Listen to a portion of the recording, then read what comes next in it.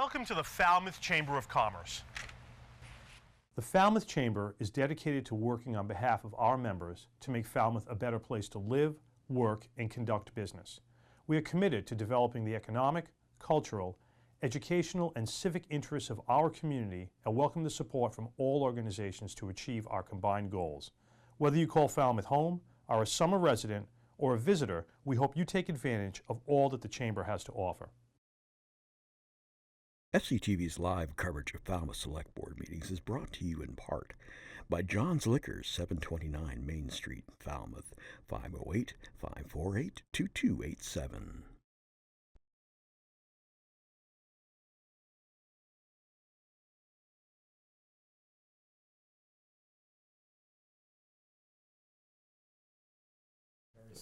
Good evening and welcome to the meeting of the Falmouth Select Board. It is Monday, July 15th, 2024. It is 6 o'clock. I would like to go into executive session to consider the purchase, exchange of, or value of real property, 599 Brick Hill Road, and to discuss strategy with respect to collective bargaining, communications officers, AFSCME Local 1636, Unit C.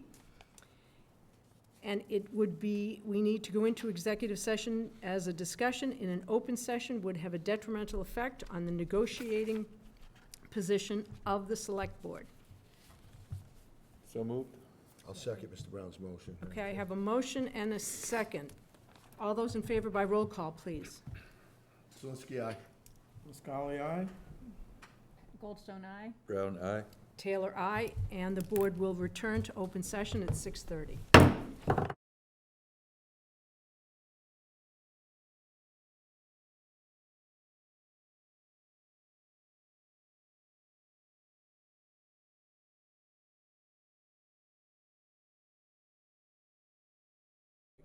Good evening, and welcome to the meeting of the Falmouth Select Board.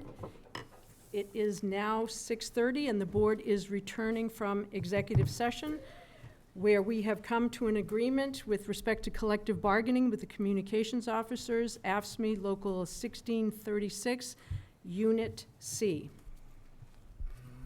So as we begin this meeting, I would ask that you please silence your cell phones, and please check your cell phones now to make sure that they are silenced, and notify the chair if you will be audio or video recording this open meeting, and the placement and operation of your recording equipment cannot interfere with the conduct of this meeting.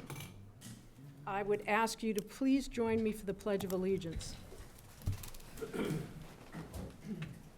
I pledge allegiance to the flag of the United States of America and to the republic for which it stands, one nation, under God, indivisible, with liberty and justice for all. Thank you. And we do have a proclamation tonight. So, Mr. Brown, I would ask that you read the proclamation, please. Hey, Madam Chair. Proclamation from Muriel Humora. Whereas Muriel Humora was born in Boston on July 20th, 1924, and whereas Muriel went through Boston Public Schools and graduated from Roslindale High School in 1942. Whereas she met Edward in 1941, and they got married in 1943. Edward joined the Navy and was sent to the Marshall Islands and was trained as a master mechanic. Whereas, to support the war effort, Muriel worked on a drill press in a factory until Edward came home from World War II. And whereas Muriel and Edward raised 4 daughters in West Roxbury, during that time Muriel was a Girl Scout leader for many years, took care of her parents, and helped any neighbor in need. Whereas, in 2004, Muriel and Edward moved to Falmouth to live with their daughter, Jean. Whereas Muriel got involved in the Shawl Ministry, Shaw, is that Shaw or Shawl? Shawl, I guess. Shawl Ministry at her church and donated handmade shawls, christening blankets, and lap robes. She also volunteered at the thrift store for many years until she was unable to drive. Whereas, sadly, in 2016, Edward passed away after 73 years of marriage, but Muriel was incredibly strong and continued her crocheting, cooking delicious soups, and reading 2 to 3 books a week. Whereas Muriel has 11 grandchildren and 13 great-grandchildren, Whereas Muriel thankfully continues to have good health, and she is looking forward to celebrating her 100th birthday with 65 guests on July 20th. She's a remarkable and loving woman who treasures her family and is loved by her family. Now, therefore, we, the Select Board of the Town of Falmouth, Massachusetts, do hereby proclaim Saturday, July 20th, 2024, as Muriel Humora Day. In witness thereof, we, Nancy Robin Taylor, Edwin P. Zielinski II, Douglas C. Brown, Robert P. Muscali, and Heather M. H. Goldstone, have hereunto set our hand and caused the great seal of the Town of Falmouth to be affixed on this 15th day of July, 2024. Happy birthday, Muriel. Thank you very much, Mr. Brown.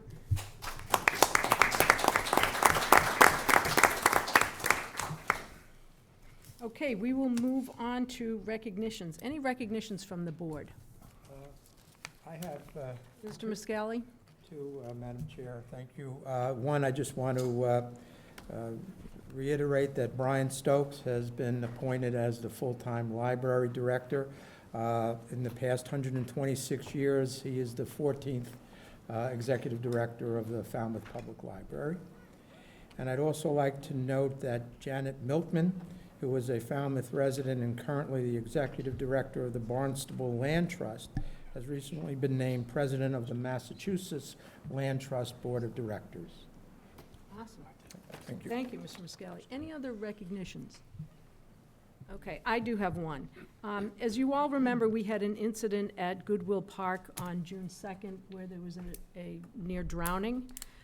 I reached out to the families of students that were involved in helping in that incident, and I received 3 responses, so I'm only saying the names of the 3 students that I have permission to say publicly.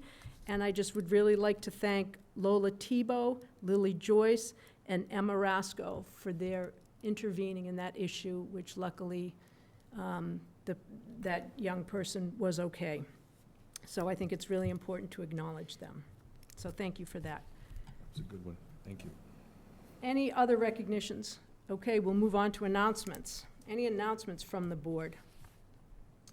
I Mr. would Brown? announce that in response to the letter from the Cape and Islands municipal leaders and also from this board, that the Bureau of Ocean Energy Management has agreed to extend the comment period for the Gulf of Maine wind turbine lease area, which includes the coast off of Cape Cod. And that meeting will be on Wednesday, the 17th, at Wellfleet, I think it's Wellfleet, or Eastham 4 Points Sheridan at 6 p.m.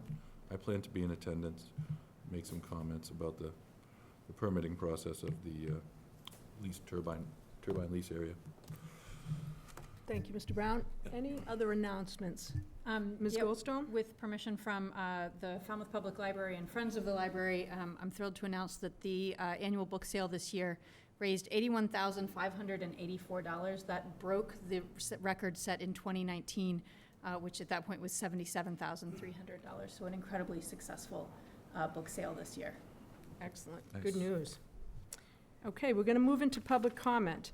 Public comment may be made on routine matters not on the agenda this evening. Comments are limited to 2 minutes. Please introduce yourself, and since the matter has not been included on the agenda, the Select Board will not participate in any discussion or debate of your topic. Is there anyone here for public comment? Yes.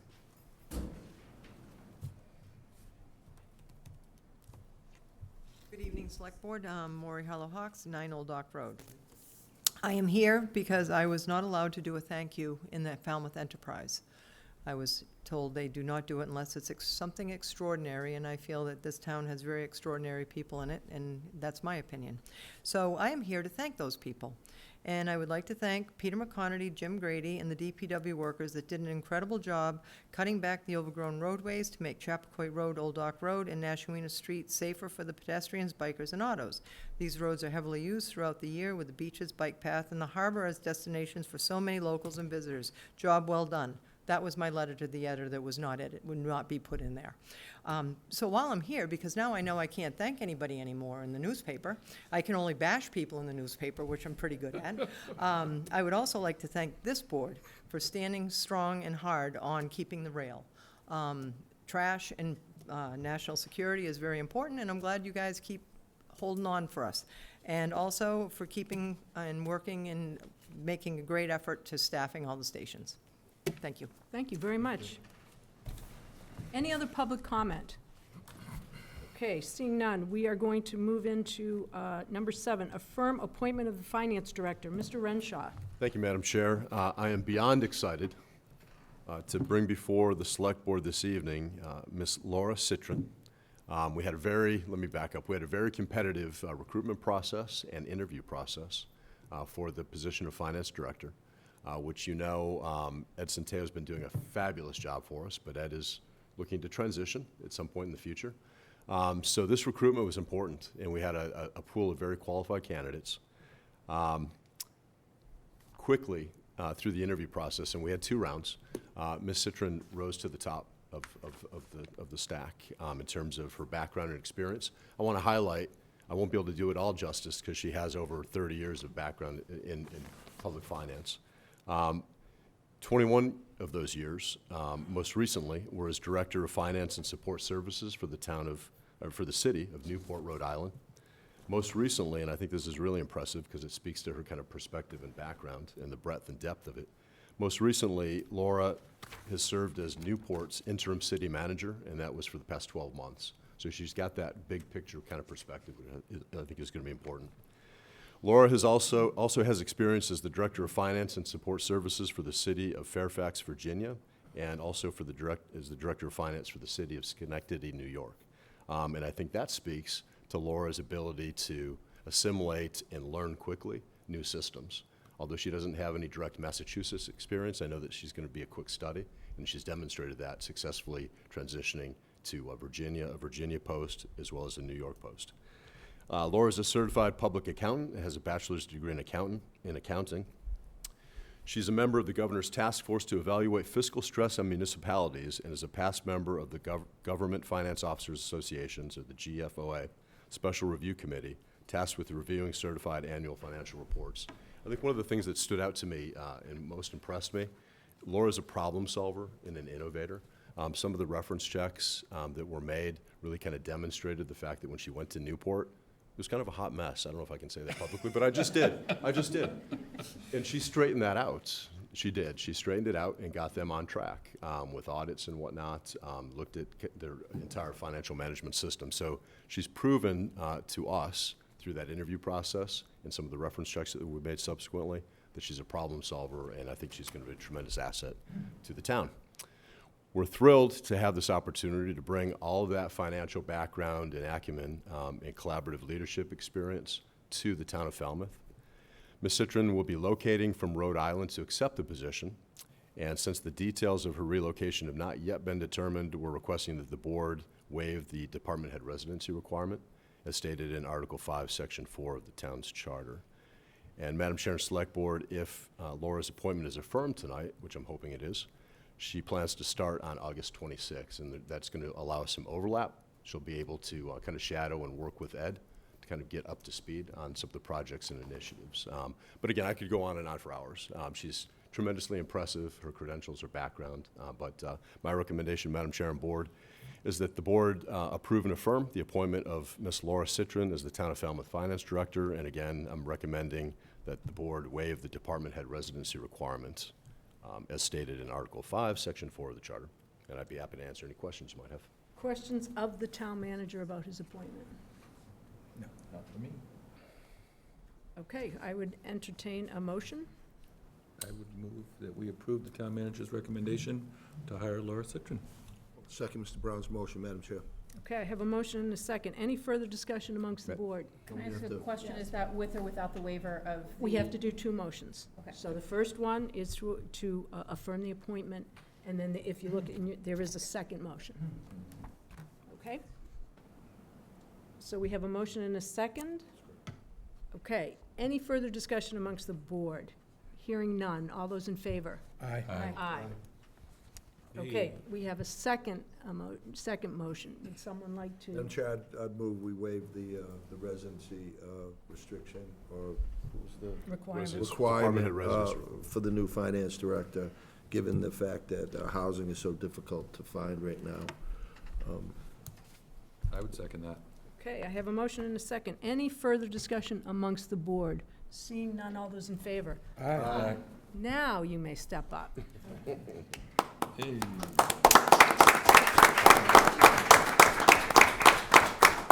I am very excited to join the team at the town of Falmouth. I think it's a great town. I actually spent a lot of time driving through on my way to Woods Hole or the Island Queen because I spent a lot of time at the Vineyard, but never spent a lot of time in Falmouth itself. And I've been doing a lot of driving around, and I love it. It's beautiful. And I will say that I think an offer on a house was accepted that is actually in East Falmouth. So you may not have to Don't like worry about that. that residency. That was quick. It's a little shocking, I have to say. But again, I'm very excited. Well, we I can look forward assume to you made a good offer, I'm sure. I did.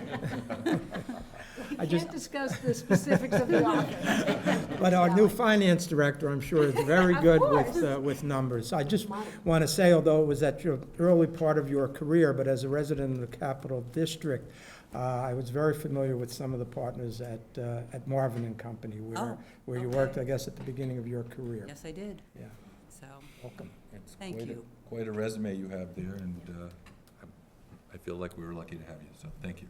thank you. Very much. Appreciate it. Welcome aboard. Yep. Thank you. Another good job, Susan.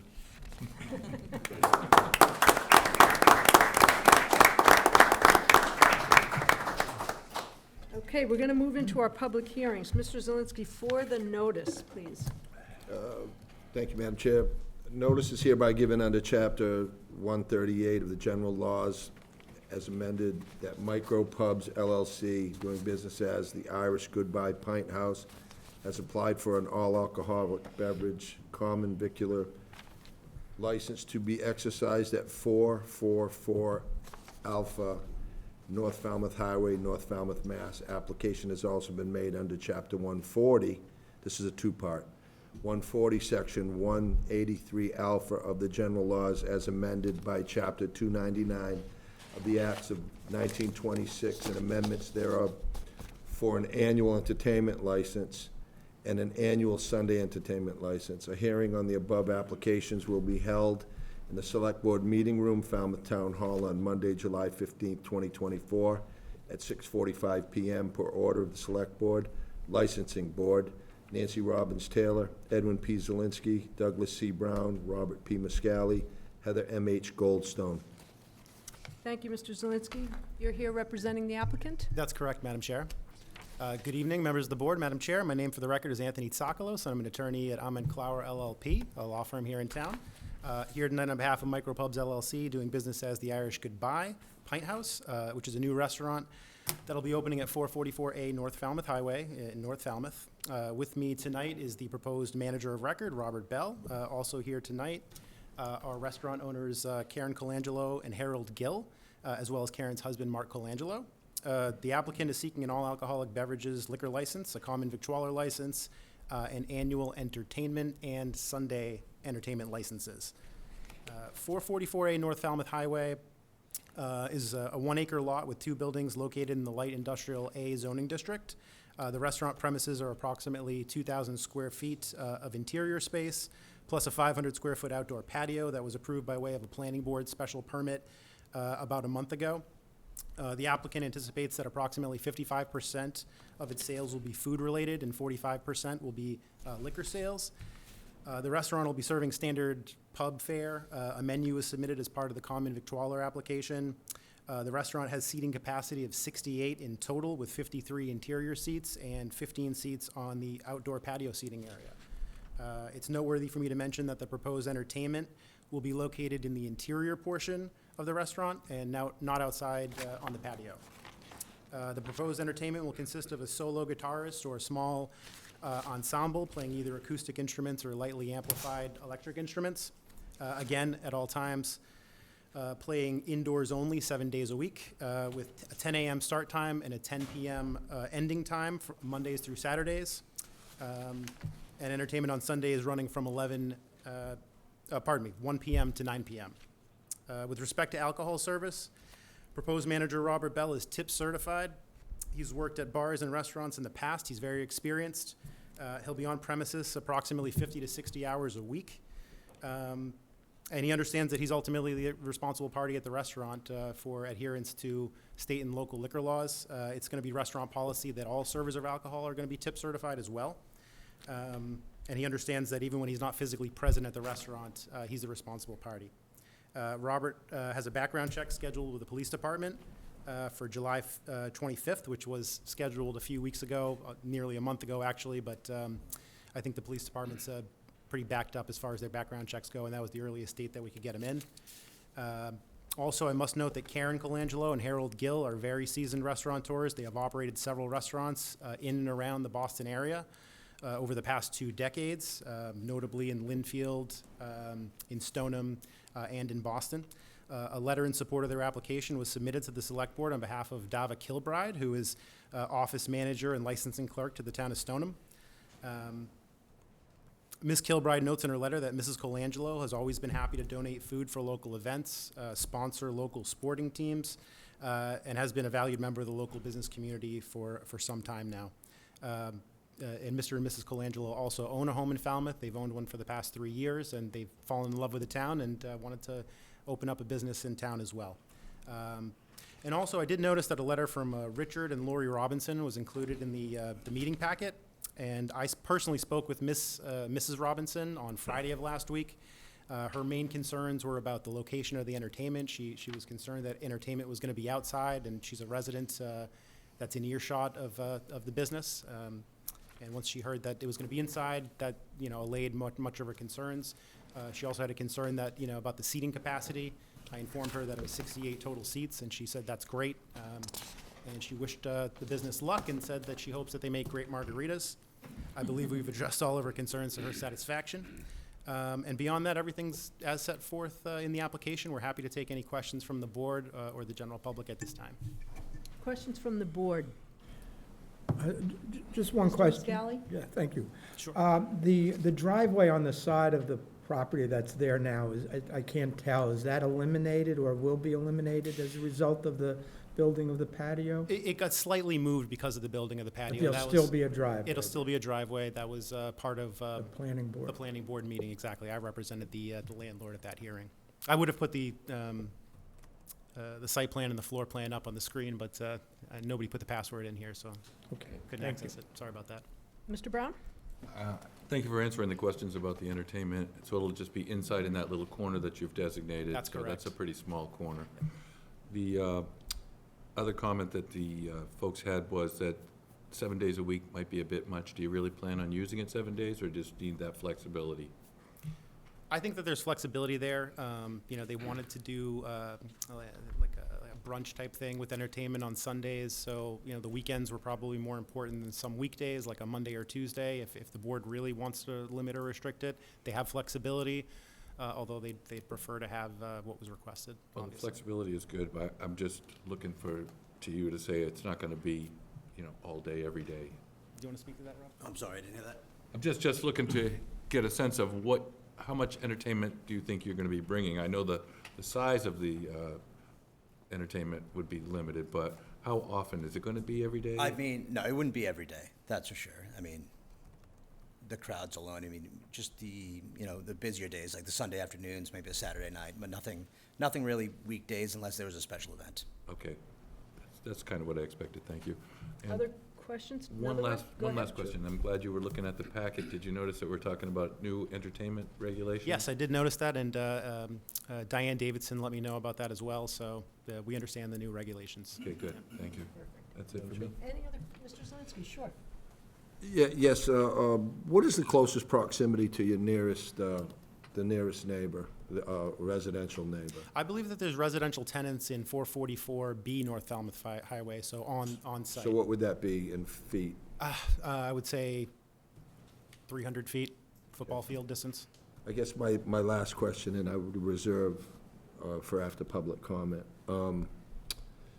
Would your clients commit to keeping in close touch, or the bar manager to their residential neighbors tonight. Absolutely. That's something that the owners have indicated to me that they're interested in doing.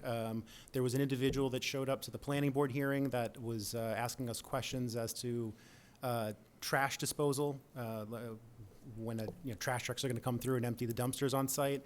And they mentioned that Capabilities, or the prior restaurant, Capabilities was a prior tenant of that particular location. There was a prior restaurant there before Capabilities was there, and apparently trash service was coming at 4 o'clock in the morning, 5 o'clock in the morning. And he said if it's at all possible, we'd like them to come after 7 o'clock. And Mr. Colangelo actually wrote a letter to Cavosa Disposal, and we received a letter back saying that under no circumstances are the trash trucks going to come prior to 7:30 in the morning. So we were very happy to get that letter from them. We hope that allays that individual's concerns. So you would agree that that's a beneficial Absolutely. attribute to starting a new business? Absolutely. Keeping in good contact and maintaining a good relationship I'd with say your it's a neighbors, right? necessary thing to do. Thank you. Thank you, Madam Chair. Any other questions? Ms. Goldstone? Quick question. It was also noted that while you've applied for all of these licenses, you have yet to get your food service license. Any particular reason? Yeah, that's correct. It was just an oversight by the owners. They didn't realize that that was something you just do on permit eyes, and I let them know about that. They're going to take care of that in very short order. Great. And you say that there is a background check being done, so anything that the board would look for would be contingent upon. Understood. Yep, we typically do that in advance of the hearing, but I guess the backlog is just so that we couldn't get him in time. But it's scheduled for July 25th, I believe, and we anticipate no fireworks there. He's got no record, or no criminal record, rather, so it should be pretty uneventful. Any other questions from the board regarding this application? What Go ahead, about the Mr. Brown. margaritas? I never heard of an Irish margarita. I owned a beach bar in Nantasket Beach for 14 years, so I know my way around a blender, too. Okay. Any other questions or comments? Any comments from the public regarding this application? Yes, sir.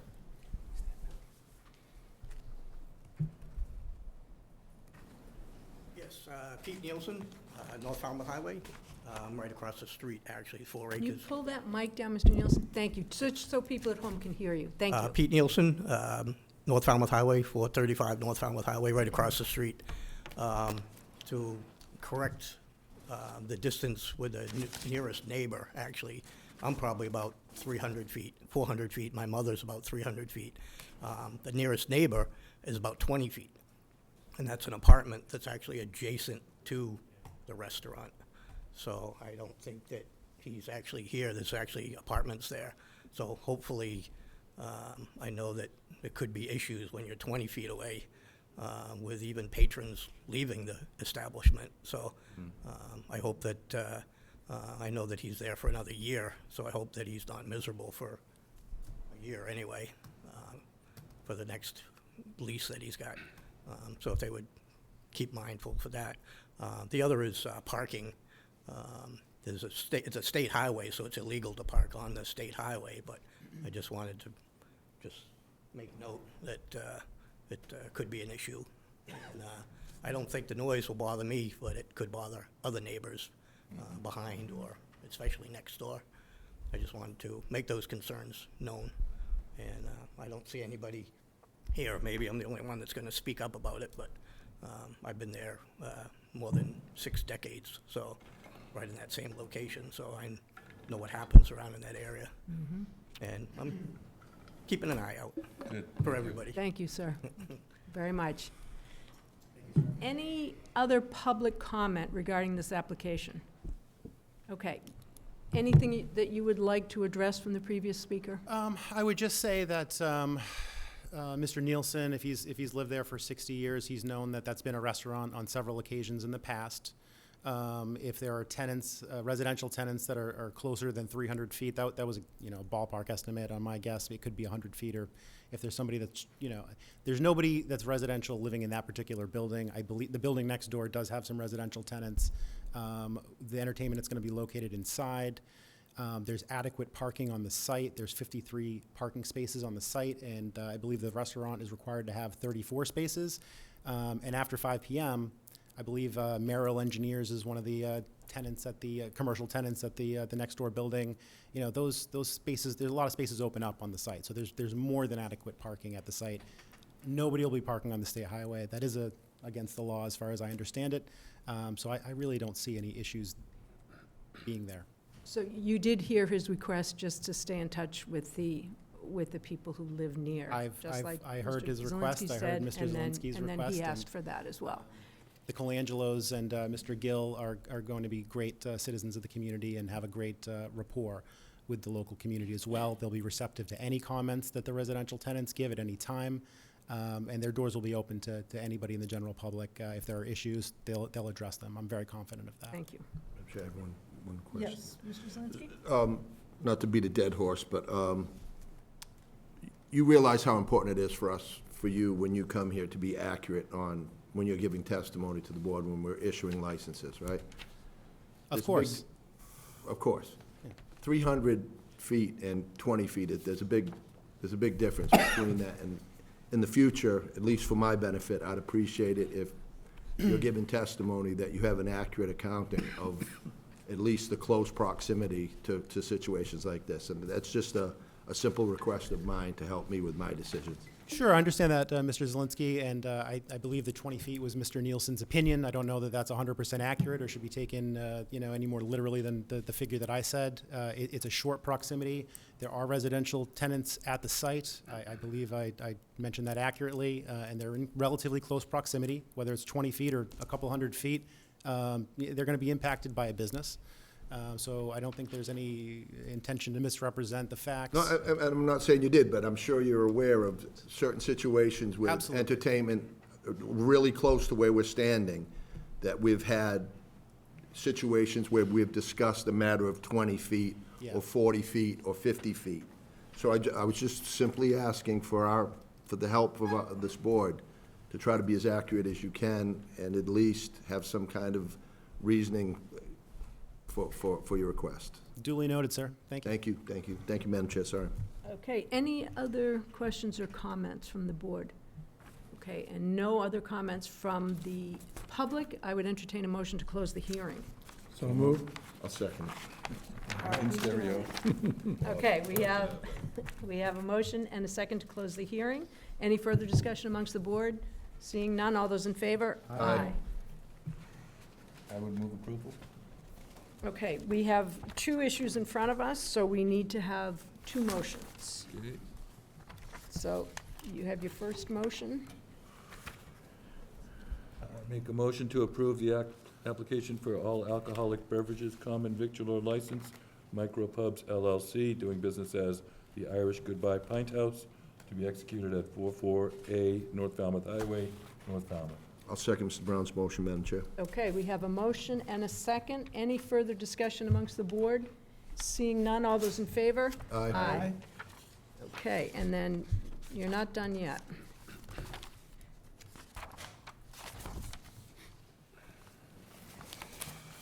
And the second motion is, make a motion to approve the application for an annual entertainment license and an annual Sunday entertainment license from Micro Pubs LLC, doing business as the Irish Goodbye Pint House, to be executed at 44A North Falmouth Highway, North Falmouth. Madam Chair, again, I'll second Mr. Brown's motion.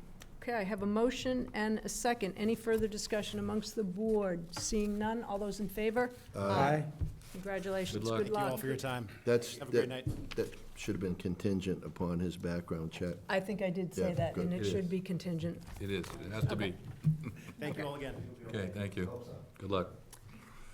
Okay, we're going to move into our second public hearing. Could I have the notice, please, Mr. Zelinski? Yeah. Thank you, Madam Chair. The Select Board of the Town of Falmouth will hold a public hearing as required by the Select Board naming policy for public facilities and places to solicit comments from the public on the request to the name the overlook on the Coonamessett River for Betsy Gladfelder. Comments may be sent via email to selectboard@falmouthma.gov. The public hearing will be held on Monday, July 15th, 2024, at 6:45 PM in the Select Board Meeting Room, Town Hall, Falmouth, Mass. 02540. Nancy Robbins Taylor, Chair, Select Board. Okay, we're going to start this off, I think, with Mr. Muscali. Yes, thank you, Madam Chair. I had the honor of investigating further the nomination of the overlook on Coonamessett River. With respect to Betsy Gladfelter, I spoke with Jessica Rittenauer and Joe Netto, both of whom nominated her originally, and I'm sure we're going to hear from them. I don't want to take too much time, but I also did speak with Jennifer Lincoln from the Conservation Commission and Mark Casperson. And they were all unanimous in their support of the application. Simply stated, I think if there was a way to name the Coonamessett River after Dr. Gladfelter, there'd be support for that. But I think we're just limited to the overlook. Starting when town meeting approved the concept of restoring the Coonamessett River, Dr. Gladfelter took this on like a dog with a bone, I think someone said. She brought groups together. She acted effectively as the project manager. She got disparate groups to agree, applied for grants, and did everything that culminated in the Coonamessett restoration. Under our policy, we need to look to attributes which include unusually effective and dedicated service to or on behalf of the town, efforts to sustain the high quality of life and service within the community, and demonstrated understanding and activities within the essential functions of town government. And I believe that Dr. Gladfelter has all of those attributes, and I certainly recommend that the board consider nominating the overlook at Coonamessett River after Dr. Betsy Gladfelter. Well done. Thank you, Mr. Muscali. Any questions or comments from the board? Maybe we could call it Betsy's Brook Overlook. Any other comments? No, I think Okay. it's a great idea. Comments from the public?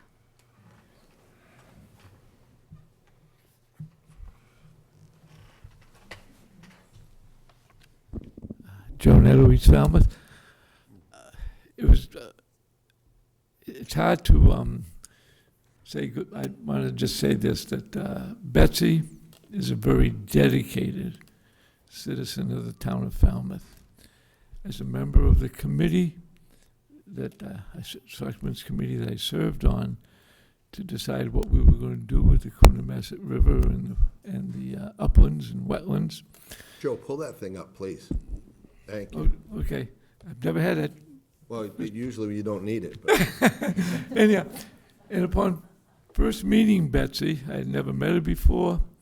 I remember Virginia Valiella saying, this project is in good hands. And she was 110% correct. Not only is Betsy a dedicated citizen of the town of Falmouth, she's a great facilitator. As soon as the project got started, and Mr. Muscali has mentioned many of the attributes that you would associate with Betsy, I saw something, and she invited me. I just lived close by, into the trailer every Wednesday. Every Wednesday during that project, she would meet with the construction crew, members of the town of Falmouth that were working on the project. And I just sat back and saw someone who just brought many, many things to the table and got many people to work to a common goal, and that was restoring the river. And if you look at that river today, it's a great job that was accomplished by Betsy. Literally I know she's going to say she had a lot of help, but she picked up the ball and she ran with it. I tell you that. She really did. Jess, do you have anything? But thank you for the consideration for this. It's going to be good. Thank you.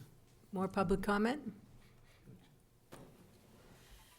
Thank you. Jessica Rittenauer, Executive Director of the 300 Committee Land Trust. Leonard Johnson from our Board of Directors, the 300 Committee's Board of Directors, is here as well. When this nomination first came to the 300 Committee's attention last spring, the Board of Directors reviewed and voted certainly in favor of this idea. Betsy is a master organizer, communicator. Just to keep my comments simple, I think the fact that dozens of agencies were able to come together in this effort, millions of dollars. Betsy, on behalf of the the Conservation Commission, essentially was a volunteer project manager, but I don't know that I've ever seen anyone from a volunteer perspective to be able to coordinate so effectively with town management, staff, all the volunteer groups, the nonprofit organizations. It felt like a tremendous momentum moving forward for the Coonamessett River, the restoration itself, the habitat improvements, and the fact that we were able to do accessibility. Betsy was an advocate for education. The educational panels that are there are wonderful in terms of the cultural and natural history that we are able to share as a community, and the handicap accessibility. So a true champion for the Coonamessett River, for the educational aspects and for the public's ability to enjoy this incredibly restored area. Thank you. Any other public comment?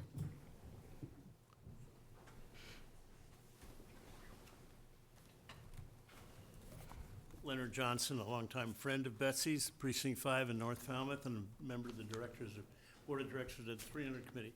I want to really emphasize a point that Jessica made about the money. Betsy knows how to shake the trees, let me tell you.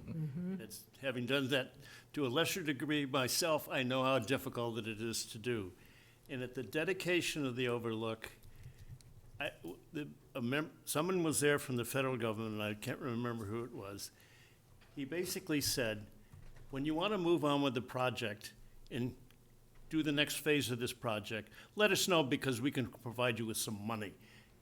The federal government doesn't say that unless they've got somebody in charge who knows what they're doing. Thank you. Thank you very much.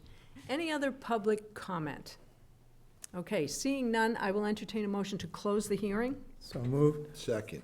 Okay, I have a motion and a second. Any further discussion amongst the board? Seeing none, all those in favor? Aye. Discussion amongst the board. I don't think there's any I need. would just say I witnessed Betsy in action, just really running the show down there the whole time, and it certainly is a justified, a warranted request to name that overlook.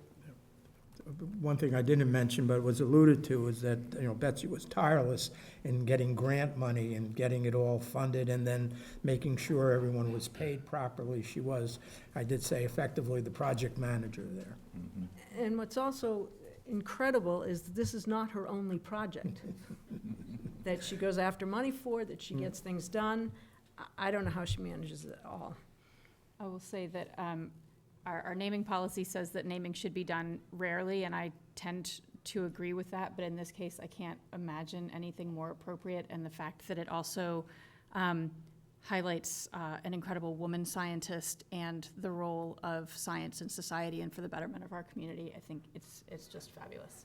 Well said. And the wildlife certainly likes it down there. I'll make a motion, Madam Chair, to name the overlook on the Coonamessett River for Dr. Betsy Gladfeld. I'll second it, Madam Chair. Okay, I have a motion and a second. Any further discussion amongst the board? Seeing none, all those in favor? Aye. Enthusiastically, aye. Unanimous. Thank you for all you do.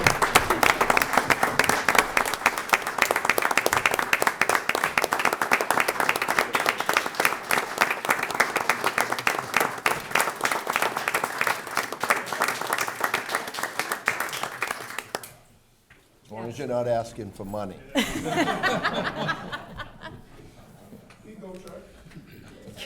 Not asking for money? Nancy said that. Wasn't my voice. So, Introduce yourself. my name's Betsy Gladfelter, Precinct 6, not 5. I always get confused with that. No, I'm going to follow on what Maury said, and Doug would know that I'd say this. First of all, I appreciate Falmouth giving me the opportunity to do this. It's been wonderful. I had no idea what it would entail when this started. It just kind of went on, snowballed, and it is correct that, where are you? That Leonard said, it is correct that once you get these grants and you show that you do what you said you were going to do, they're much easier to come. But I will admit that I coordinate things. However, one time my husband said to me, you don't really know how to do anything, but you can get other people to do their best and work together to get something done. And I really want to thank everyone in the town of Falmouth, both those of you who work for the town or who were elected officials, and all the volunteers who have done the projects. And really, this project is the result of hundreds and hundreds of people coming together. And I had sort of two ideas as it started. One is, obviously, I love natural systems, and it's who gets an opportunity to actually improve the environment. That was fabulous. But the second thing is, and that I've always dealt this way, give people an opportunity, everybody who visits the river, the opportunity to be part of it, to learn something about it, to learn about nature, and to make it better. And I will say that lots of people who I meet when I'm down there say to me, I've done this to improve it or that to improve it. And that's what we want. We want people who really care about the town and take their own initiative to make it a better place. Madam Chair, if I may. Thank you. Betsy, that's knowing how to do something.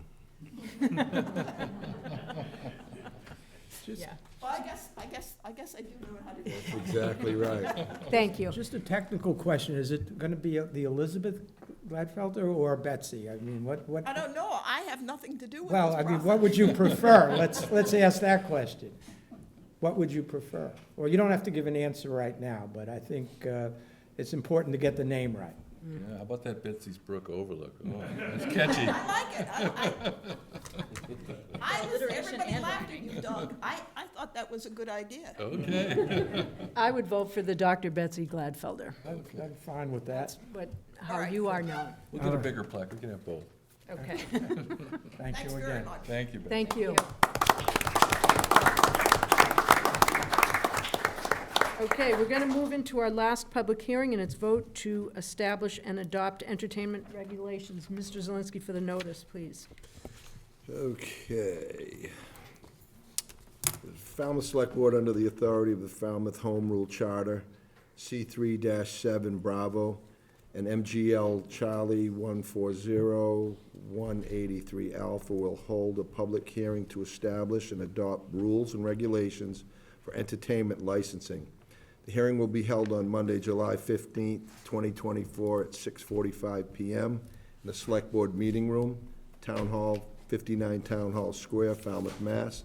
Interested parties may review the draft entertainment regulations at the offices of the Town Manager and the Select Board, or online, pardon me, at www.falmouthmass.gov/393/Select Board, per order of the Falmouth Select Board. Thank you, Mr. Zelinski, and I'm going to ask Mr. Renshaw to kick this off, please. Thank you, Madam Chair. As you all know, last summer was my first here with the town of Falmouth. What my office began to see, and I don't have any historical perspective to this, but we saw an increase. I felt like in the amount of complaints we were getting with regards to noise coming from businesses that had entertainment licenses issued. So I met with town council, and we started putting our heads together and met with the office staff, trying to come up with some recommendations that we could use to enhance our ability to kind of regulate the entertainment licenses. As you all may recall, everyone but Select Board Member Goldstone, she wasn't on the board at the time, but back in July of last year, I solicited input from the board via an email to 8 questions, and you all probably remember that. And those 8 questions pertain to the board's priorities and the board's intentions concerning entertainment licenses. Basically, what type of policy decisions did you want to enter into? We then discussed, as you all probably also recall, the responses to those 8 questions during the March workshop this year. In my opinion, Madam Chair and Board, the regulations, the draft set of entertainment regulations that you have before you tonight offer some additional specificity with regards to restrictions placed upon businesses that engage in entertainment activities, including outdoor music, either amplified or not, and also some enhanced enforceability of the license when complaints are generated and come to the Select Board office. Wanted to point out that Town Council, again, working with myself and the office staff, reviewed the attached draft entertainment regulations.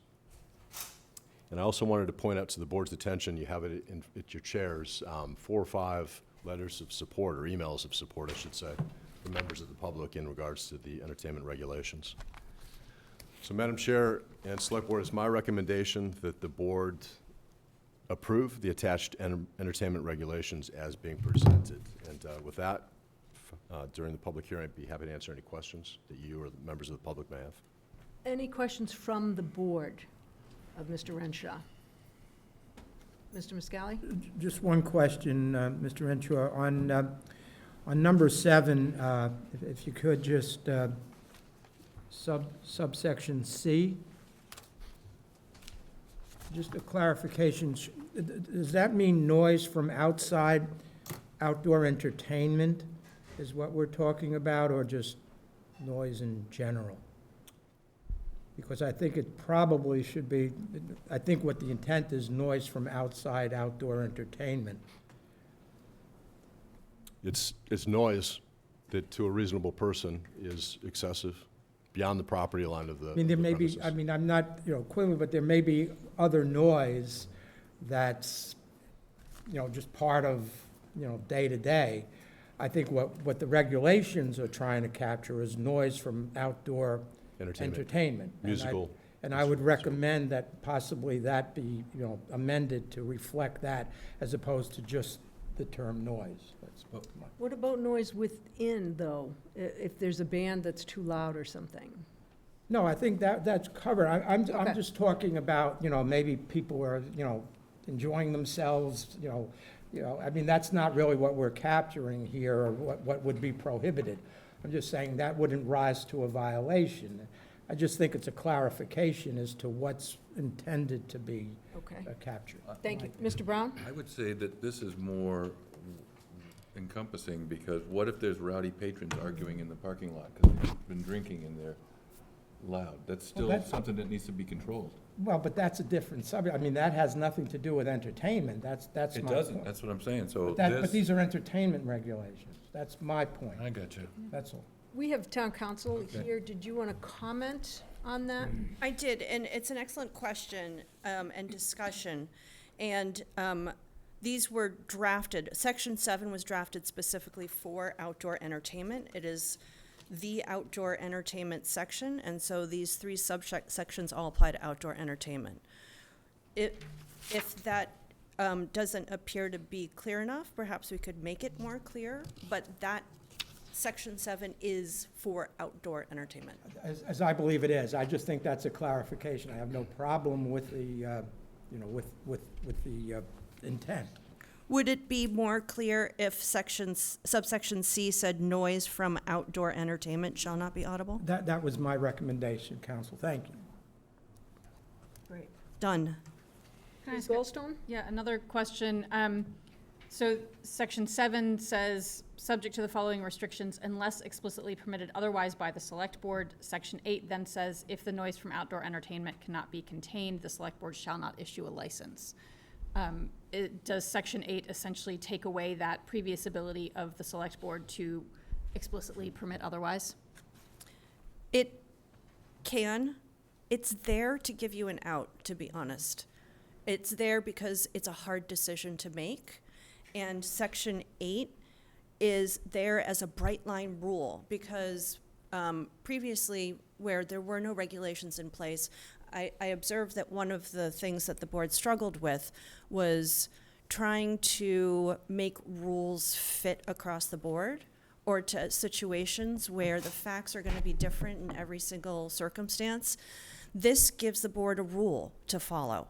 And yes, it would negate or at least contain the ability of the board to deviate from the outdoor entertainment rules in 7. But it's a bright line rule that's there if you want it. This is one of those of the regulations that is very strict. If it's not something that you want or you don't find that that's going to be successful, that's part of what this hearing's for, to have that discussion. It might, if I could, Go just ahead, gonna Mr. say, it Brown. might be a good thing to have, because if we have somebody looking for outdoor entertainment in the middle of a residential neighborhood, we might say, sorry, this isn't gonna work. Any other questions or comments from the board? Ms. so- Goldstone? Yeah, I mean, so I'll just say, comment and then question. I have real concerns about the feasibility and enforceability of containing the sound of outdoor entertainment within property lines. I live close to downtown, but on the other side of Morse Pond School, and routinely hear the Commodores, the town band, not to mention any other entertainment taking place at the band shell. And I think that just the idea of having entertainment at the band shell on the harbor and not being able to hear that on the other side of the street seems to negate the purpose of having a band shell. So I guess a couple of questions is, does this apply to activities on town land? And if not on town premises, and if not, then is there a problem with setting up a double standard for town activities on town premises versus private businesses? Madam Chair? Isn't that publicly owned property, though? Well, that's what I'm saying. So then if we're gonna say that it's okay for the Commodores and the town band and Falmouth Road Race and other activities that are on town land to go beyond the property lines, does that create a problem for us if we're holding a different standard for businesses? I don't know that, does that require an entertainment license? I don't know that I that don't concert does. believe so. Or the road race? No, though, because those are individual events. We have the special events policy. But we vote those That- yearly. Yeah. Yes, They're yearly. they're not recurring. Entertainment licenses are only required where there's a cover charge or if there's alcohol served. So for some of those that you just mentioned, there's no entertainment license required. And it's really where there's a public event, where there's the public can freely engage or attend, and there's no alcohol. But so we just voted a series of entertainment licenses for Saturday night concerts at the band shell, right? Right. And some of those do have alcohol and do charge. So those would all be subject to this entertainment policy, these entertainment regulations. And if I Mr. Brown? could, even though that this is worded the way it is, we do always remind the folks when they're coming to get an entertainment license that we're holding you to a standard that we know is not really possible, but the reason we put it in there is so that we have a way to respond if they're bothering the neighbors. It doesn't sound like, it sounds like it's not perfect, and it's not, I guess, but you gotta have something to be able to stop them if the neighbor's complaining. I mean, I certainly Scally? have, concerns about the enforceability of it. I'm curious to hear if there are any, people that want to speak to it. But honestly, I'm surprised that we haven't heard from many of the commercial businesses in town with respect to these regulations. So I have to assume, unless we're going to hear otherwise, that they're agreeable to them, and will try their best to confine the noise to the property lines. Otherwise, we would be hearing from them saying it's impossible. So So I'll go to Mr. Zelinski, and then I'll address that by asking for public comment. I think Bob's assumption is right, in my opinion, that it at least gives all the businesses a baseline to go off of, to work off of, because it was so ambiguous up until this point. It seemed like each business had a different set of rules they had to follow, at least something, they have something to refer to. And in the future, if they want to ask to amend it or have it changed, then at least there's a venue to do that, because there's a list of what they have, you know, what their requirements are. I mean, that's how I feel about it. Thank you. Any comments from the public regarding our regulations? Mr. Finneran.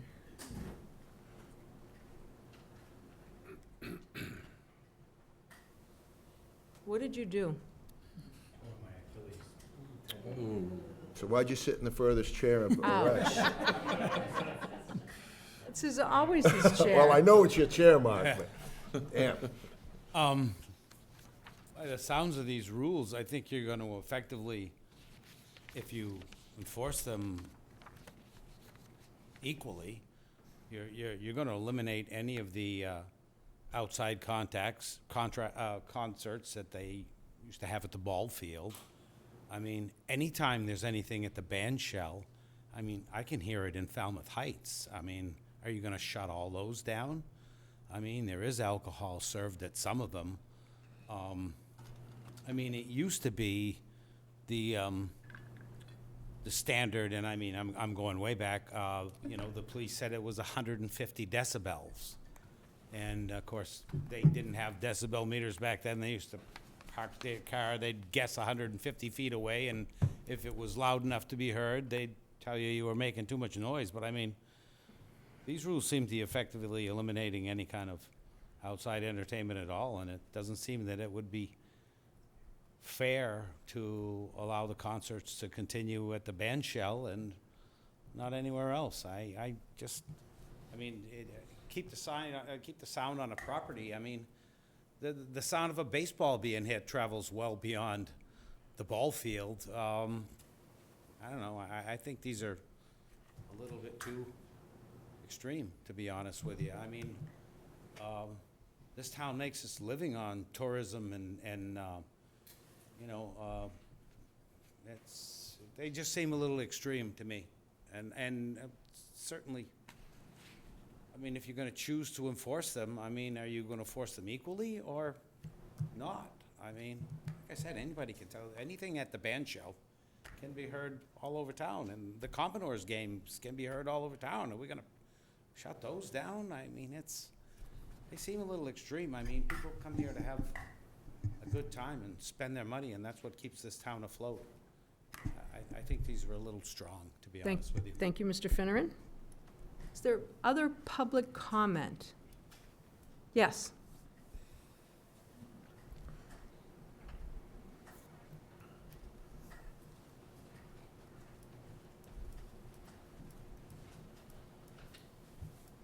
Good evening, Madam Chair, Board, and Town Manager. Dave Buzanowski, President of the Falmouth Heights Mayor Vista Neighborhood Association. It seems that I'm here frequently when the issue of entertainment licenses come up, especially from the establishments in our community. Here for one reason, and then we've discussed it on multiple occasions, and that is purely the volume of the noise. And I don't mean noise, the music, the entertainment. And I think Mr. Renshaw's made a great effort in trying to standardize that. We've attended other applications for even restaurants outside our purview, and it's always been the same consideration from the abutting neighbors. It's an issue of volume. Mark raises a very good point. I think, and I didn't even think of it until he brought it up, but we're not the fun police. We're not trying to restrict people from entertaining their clients, et cetera, et cetera. I think there is a distinction between a restaurant or establishment that's operating 7 days a week, and trying to have entertainment all week long, and then especially on Sundays as well, as opposed to a special event, whether it's a concert, whether it's a Commodore game or whatever. I think there should be a distinction there. And Mark mentions living in Falmouth Heights and hearing music coming across from the band shell, even other restaurants on the harbor. You know, they can crank up the volume and you can hear it all the way through Mara Vesta, if you will. So I do agree with Mark that there probably should be a distinction.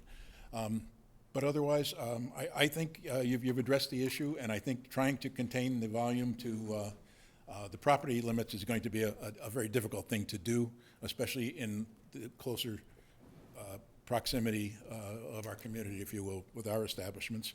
And the issue also becomes one of cranking up the volume a little later on when someone has drinks or whatever and turns it up a little louder. Then what happens? I think the attitude that we've seen with even the zoning board, where people have circumvented zoning regulations and said, all right, I'll deal with the penalty thereafter. I don't think that's the way we want to do it. How do we address that when at 9 o'clock the volume goes up to, you hear, all the way across town? And that's really all I have to say. Thank you. Thank you very much. Any other comment? Yes. I sent an email that I don't think it got through. May I approach to? I'll take them. I have one for everybody. You just pass them along.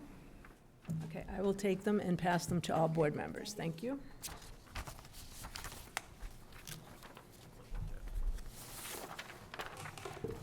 Hi, I just have one comment.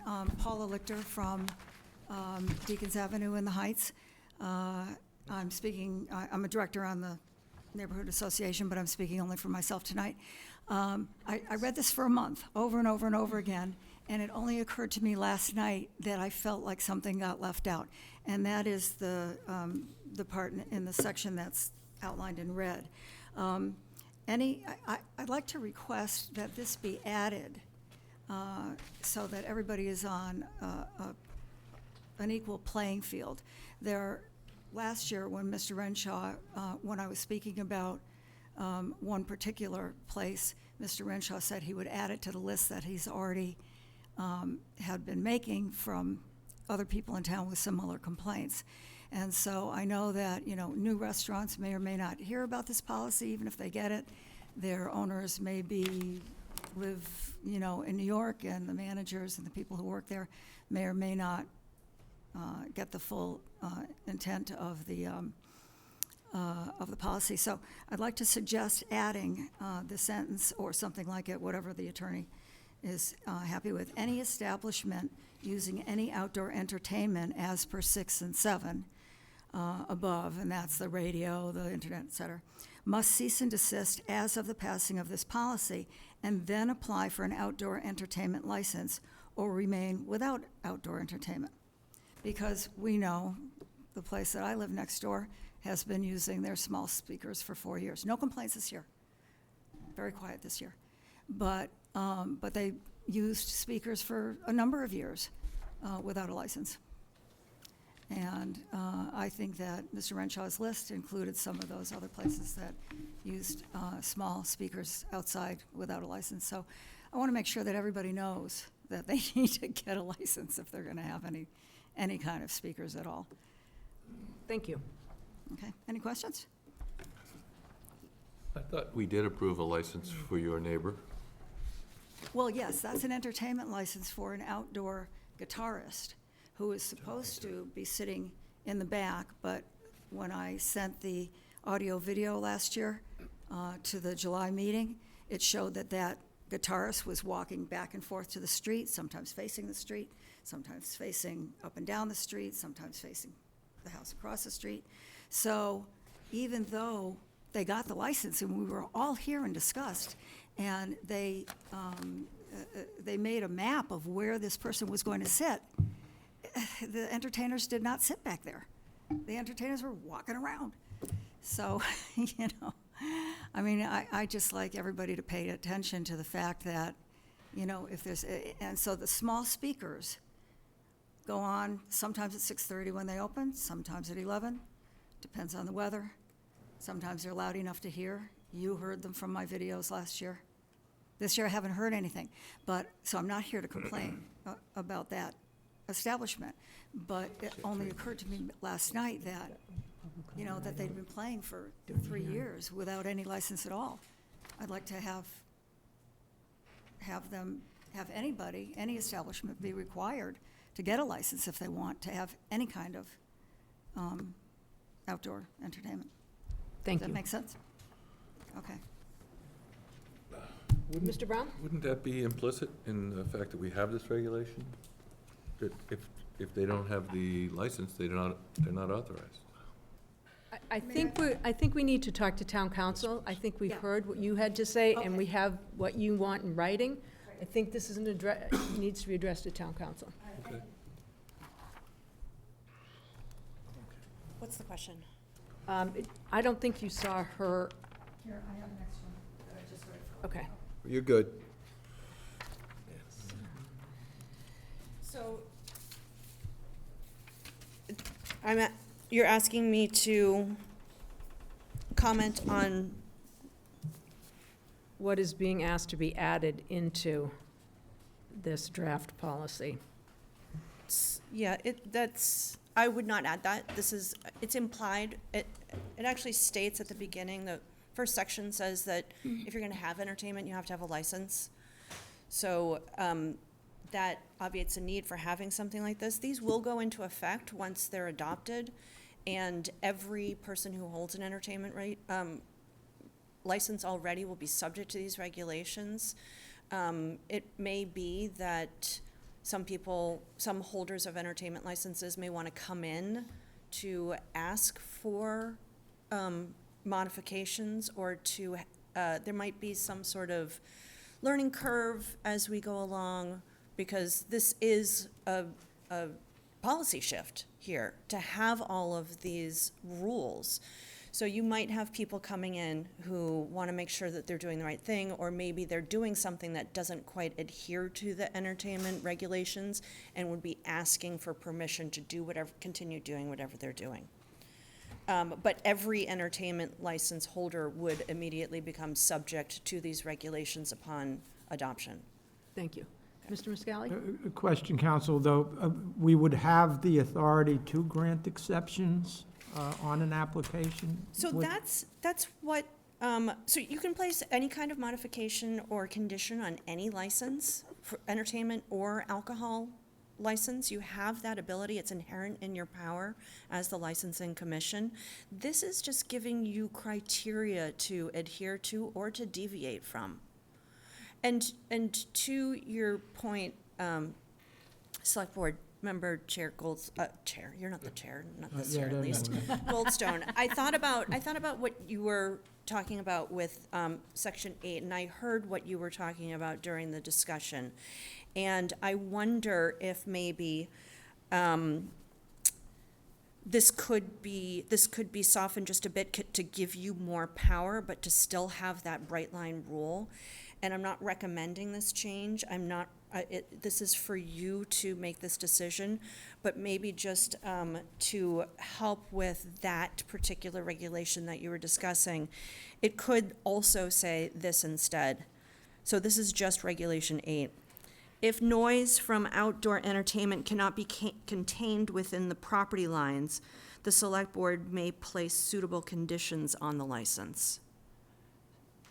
So that's. So can we make that part of Mr. Muscally's motion as a part of his amendment? Well, there was another amendment, I thought, but I as mean- well. That was To Section C. That was right, so if So it's we're, 7C if and we're what? amending that language in 7C, and we're amending 8, Okay. okay, so those would be the two changes. Okay. That's fine. You looking for a Thank motion? you for that. You're Counsel. welcome. I'm not ready yet. Any other comments from the public? Hang on one second. Okay, seeing none, I will entertain a motion to close the hearing. So move. Second. Okay, I have a motion and a second. Any further discussion amongst the board? Seeing none, all those in favor? Aye. Conversation amongst the board. Mr. Muscally? Mr. Renshaw, how does this work with, I understand we're looking at a possible noise bylaw coming down at some point. I know there's been discussion of it.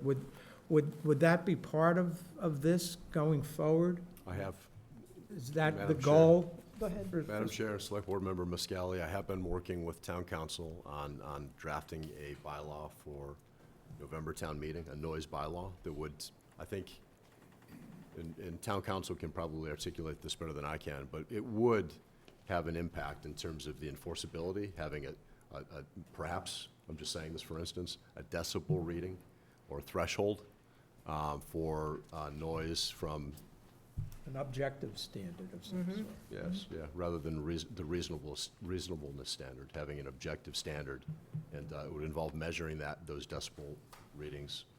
And town meeting would decide what is a reasonable threshold for music or pickleball or fill in the blank. One more question, if I may, of council. Yes, and then I'd like to go to Ms. Goldstone, because she had her hand up, but go Yeah. ahead. Have you been able, council, to see what other towns on, the Cape have done about, unreasonable noise complaints and entertainment? Has anyone Yes. else addressed it?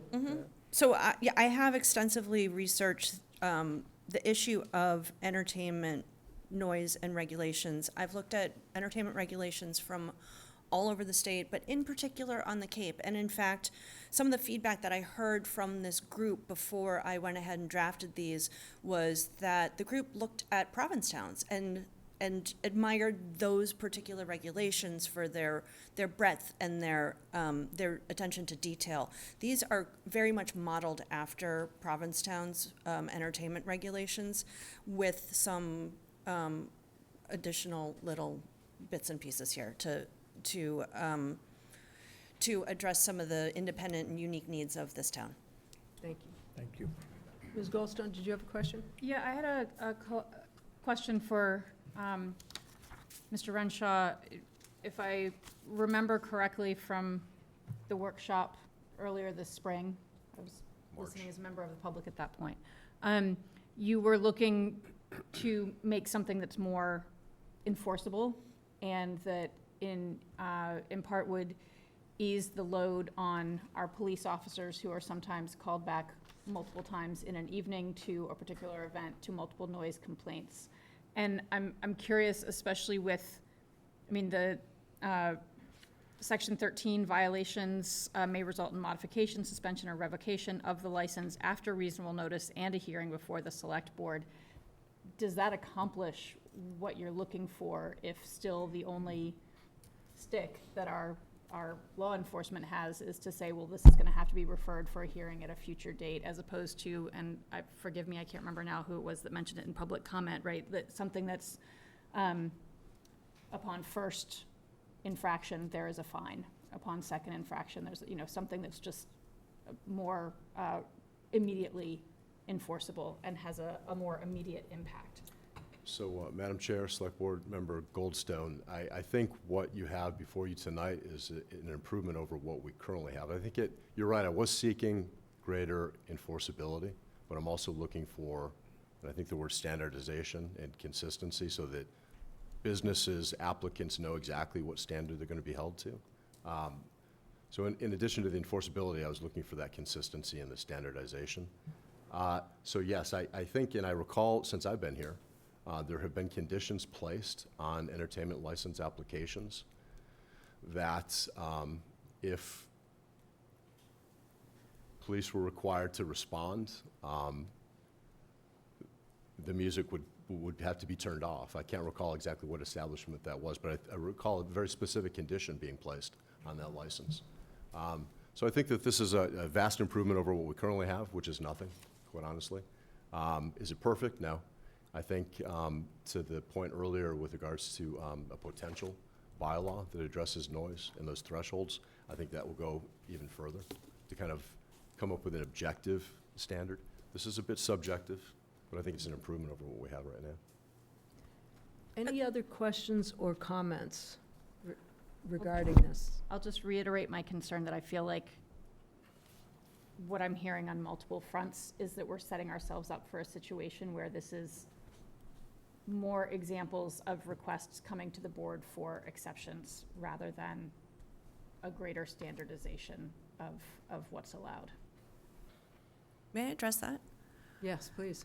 So this is an attempt to provide rules where there were none, and exceptions are part of these rules, because every single entertainment license has its own set of facts.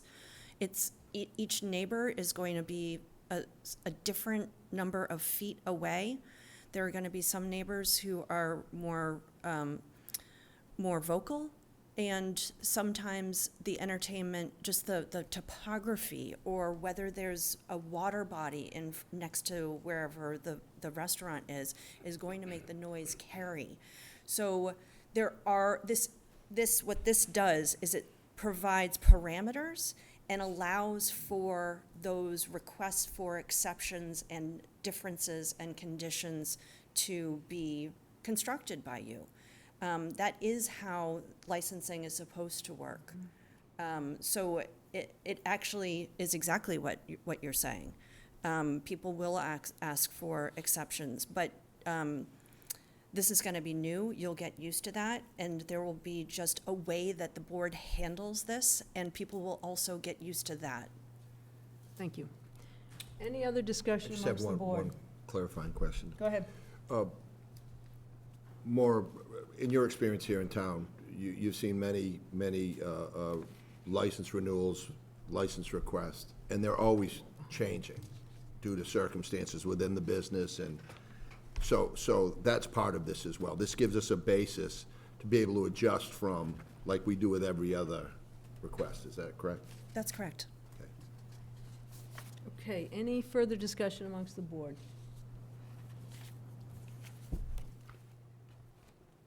Madam Chair, I make a motion to approve the entertainment regulations presented by the town manager and amended by member Muscali, and the suggested amendment by town council, Attorney O'Keefe, stated with respect to 7C and 8. Second? Okay, I have a motion and a second to accept the proposed regulations with the amendments. I have a motion and a second. Any further discussion amongst the board? Hearing none. All those in favor? Aye. Aye. Aye. No. Okay, One no. 4 ayes and 1 nay. Thank you. Okay, folks, we are way behind, so we're going to start to speed up a little bit here. Discussion and vote to approve amendments to the special events use policy. Mr. Renshaw, please. Thank you, Madam Chair. The attached proposed amendments to the existing special events use and entertainment license policy outline what we consider to be an administrative review process for entertainment license as part of the existing special event working group. This establishes certain criteria that, when present, will require the applicant to appear before the select board for a hearing for an entertainment license. The document that you have before you this evening, again, was drafted by town council with input from myself and the office staff. I believe that this policy codifies, memorializes, and basically, again, attempts to standardize and make applicants aware of what they're going to be held responsible for. It'd be my recommendation, Madam Chair and Select Board, that the board vote to approve the amendments to the special events use and entertainment license policy as presented in your packet. And I'll answer any questions you might have. Mr. Muscali? Just one, Mr. Renshaw, on number 3, which is the major addition to the current policy, at the very end of that paragraph, applicants will be required to appear before the select board for the hearing if the application meets the following criteria, and a number are listed. Do all of those have to be met to request, or only one of them? And maybe that's a question maybe for town council. You know, because I could see, I mean, if one of them is met, then it does need a hearing, or if you need all of them met, which I assume that's not really what's intended, but that's my question. I hear your point. And what if it said if the application meets any of the following criteria? The thing is, but one of the things that I noticed with the special event policy is that not all of them required entertainment licenses, but some of them did. And I had a concern that some of the bigger events were really things that this board should be weighing in on. And I say that because There have been a couple instances since I came to the town where there were big events where alcohol was served and there was live music and an entry fee was required, all the hallmarks of a requirement of an entertainment license, but that there were these other facets where there was a residential area and there were traffic problems, and those were when this board heard complaints, when all of these criteria were in existence at the same time for a particular event. So these criteria were singled out, and what these amendments are intended to do is to give the town manager the ability to administratively issue some of these entertainment licenses that are just sort of rote, that the town, it's a town event every year and there's never any problem, but the town manager can also flag some of the problematic ones, or can flag new events where it's an unknown. So here, it doesn't have to meet all of them. It can meet some of them, but these are the ones that are things that the town manager's office should be looking at in order to push this from an admin hearing to something in front of the select board. Thank you. Any other questions, Ms. Goldstone? Super quick one. When we were talking about the Affordable Housing Trust pre-application and application process a couple of weeks ago, you noted that having an internal working group at the direction of the select board could be a violation of open meeting law, and I just want to get your assurance that the special events internal staff working group that's set up here would not incur any violation. So this is, right, so this talks about the town manager and the town manager's office. So the administration, I do understand that there's a working group, but to the best of my recollection, this policy isn't about that. This is all about when an administrative hearing becomes a full-blown public hearing. Any other questions? Comments? Looks good to me. Anyone like to make a motion? Madam Chair, I make a motion to approve the amendments to the special events use and entertainment license policy as presented by town manager and explained by town council. Second. Okay, I have a motion and a second. Any further discussion amongst the board? Seeing none, all those in favor? Aye. Opposed? Okay. Okay, vote to authorize year-end budget transfers under Mass General Law, Chapter 44, Section 33B. Mr. Renshaw. Thank you, Madam Chair. Our Finance Director Extraordinaire, Mr. Ed Centeo, is here. He's going to talk us through this topic. Ed? This is a normal year-end request for town meeting forms of government. There have been some other ways to do this in the past, but this is pretty routine to close budget deficits as a part of the fiscal year-end process. And this went through the Finance Committee, correct? And they have signed off? Yes, it did. Okay, questions regarding, comments? Questions from the board? I'll entertain a motion. Madam Chair, I'll vote to authorize year-end budget transfers under MA General Laws 44 and 33 Bravo. I would second. Oh, go ahead. Okay, I have a motion and a second. Any further discussion amongst the board? Seeing none? All those in favor? Aye. Opposed? No. Unanimous. Okay, report from the Conservation Commission. How much time do I got? 4.5 minutes. Judy.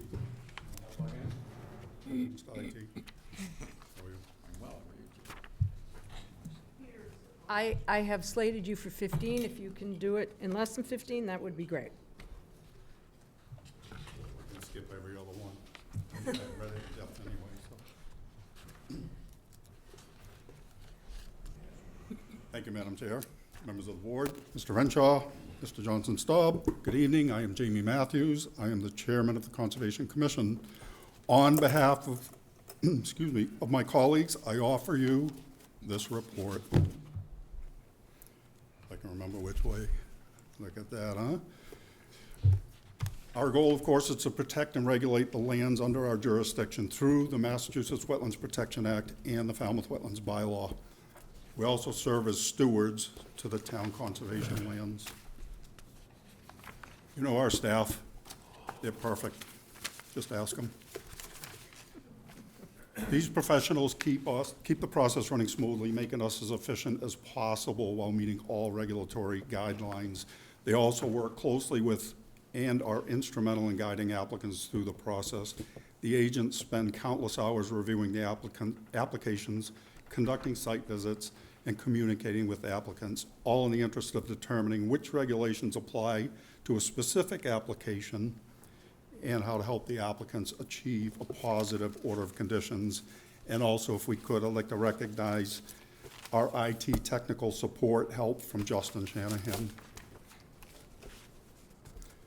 Who serves you? We're fortunate in Falmouth to have the volunteers we have. These dedicated individuals bring so much to the table.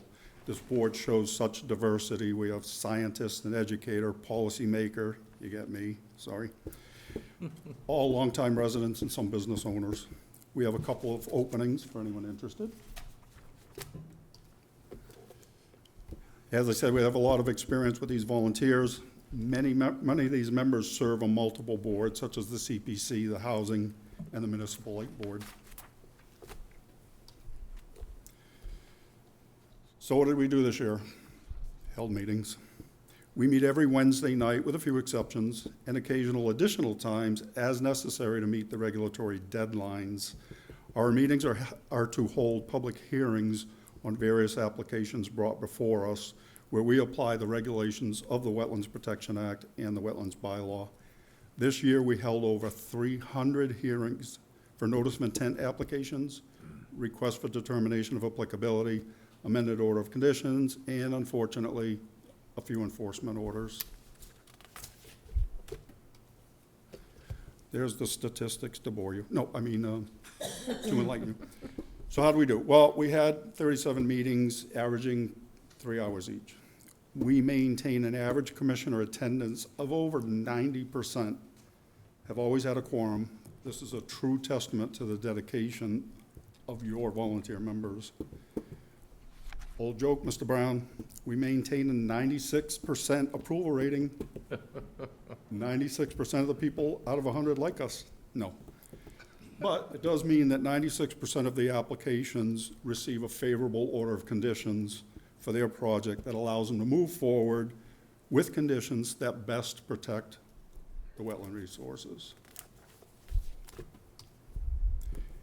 It's important to note that in addition to the actual meetings, your volunteer members spend an average of 4 hours a week preparing for these meetings, including a comprehensive review of all the relevant paperwork, plans, then conducting the site visits necessary to acclimate themselves to the conditions present, all in the interest of making an informed decision.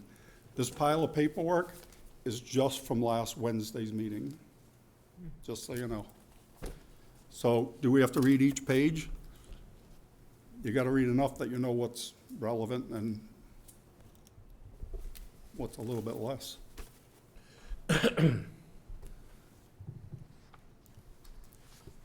Falmouth has a vast amount of wetland resources, including ponds, rivers, and other freshwater wetlands. We also enjoy over 95 miles of saltwater shoreline. Falmouth has 169 parcels of conservation restricted land, plus or minus, encompassing over 2,193 acres, all of which falls under the watchful eye of Mark Kaspersick. Beware. All of these areas need protection to preserve resource area interest, including flood and storm protection, groundwater supply, fisheries, and wildlife habitat.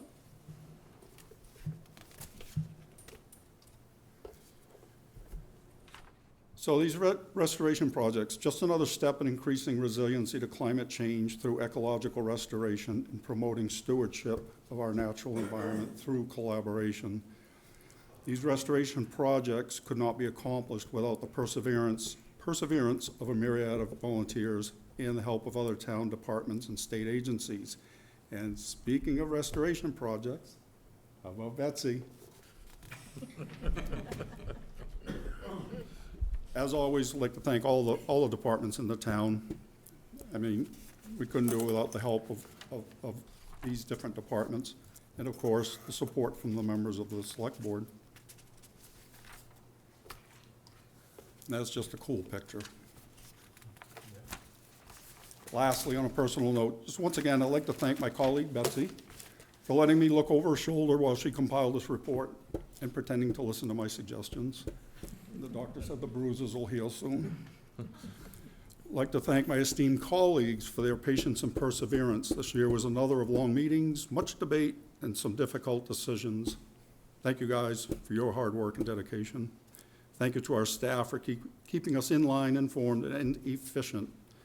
We all appreciate the opportunity to serve the people of the town of Falmouth and to protect its resources. We value your support in this process. Did I make it under 4.5? And, wow, you moved fast. Any questions or comments from the board? Mr. Brown? Just one. When I was looking at all the lands that you guys are in charge of stewardship, I didn't see Mill Pond there in East Falmouth. That wasn't like in green. I don't know if there's anything active at the moment.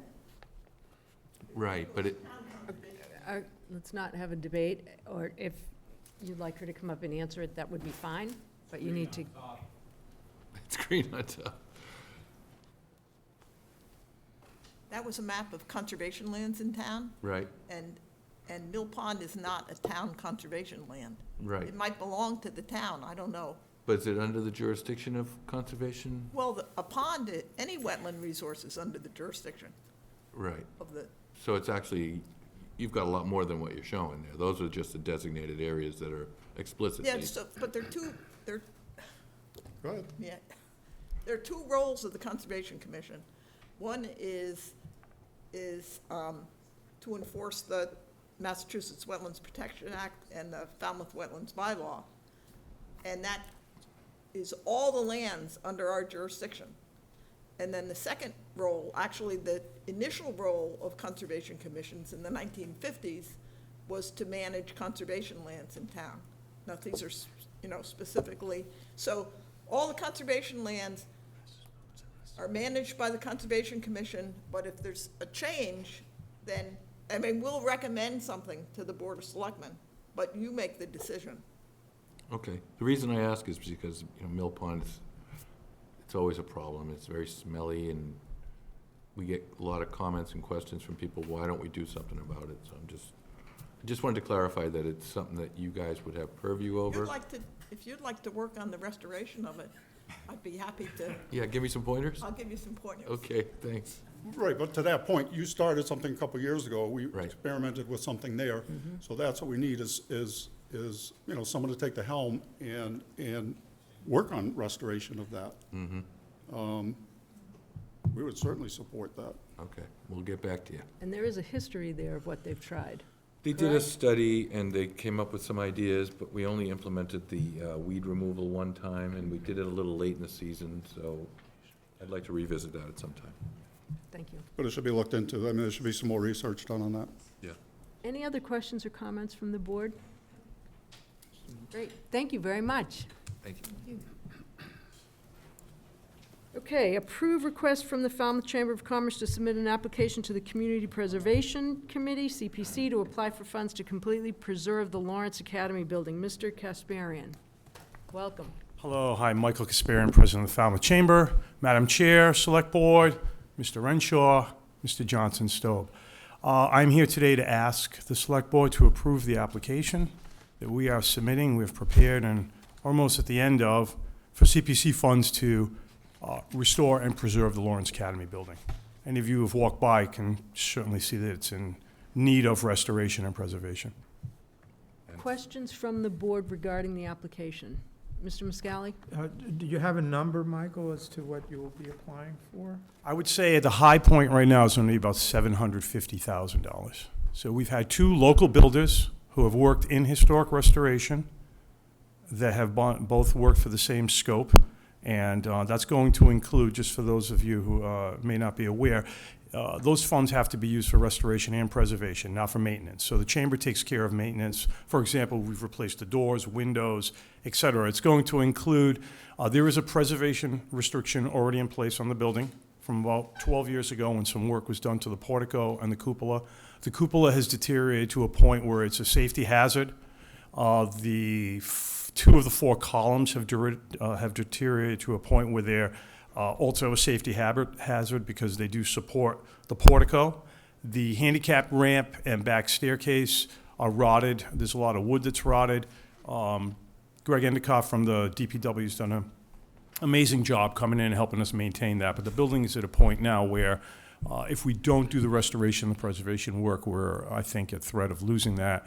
As tenants of that building, as you know, it's a town-owned building. Our board felt as though it was appropriate for us to take on the responsibilities. You know, that's a long, lengthy application process. We've worked with and gotten support from the Conservation, the Historical Commission, as well as DPW. So we'll be working with them. This is the last step, is to get your approval.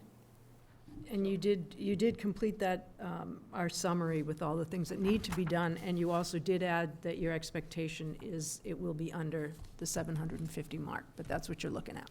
Correct. We'd rather, as we've been working closely with Maureen Thomas from CPC as well, and also we've been working with the sustainability director of our town to talk about the heating system. So as you know, it's an old oil-fired heating system that is highly inefficient, and also part of the process would be to replace that with electric heat pumps with a battery backup, which would also add an additional charging station for a vehicle to the side of the building to the municipal parking lot.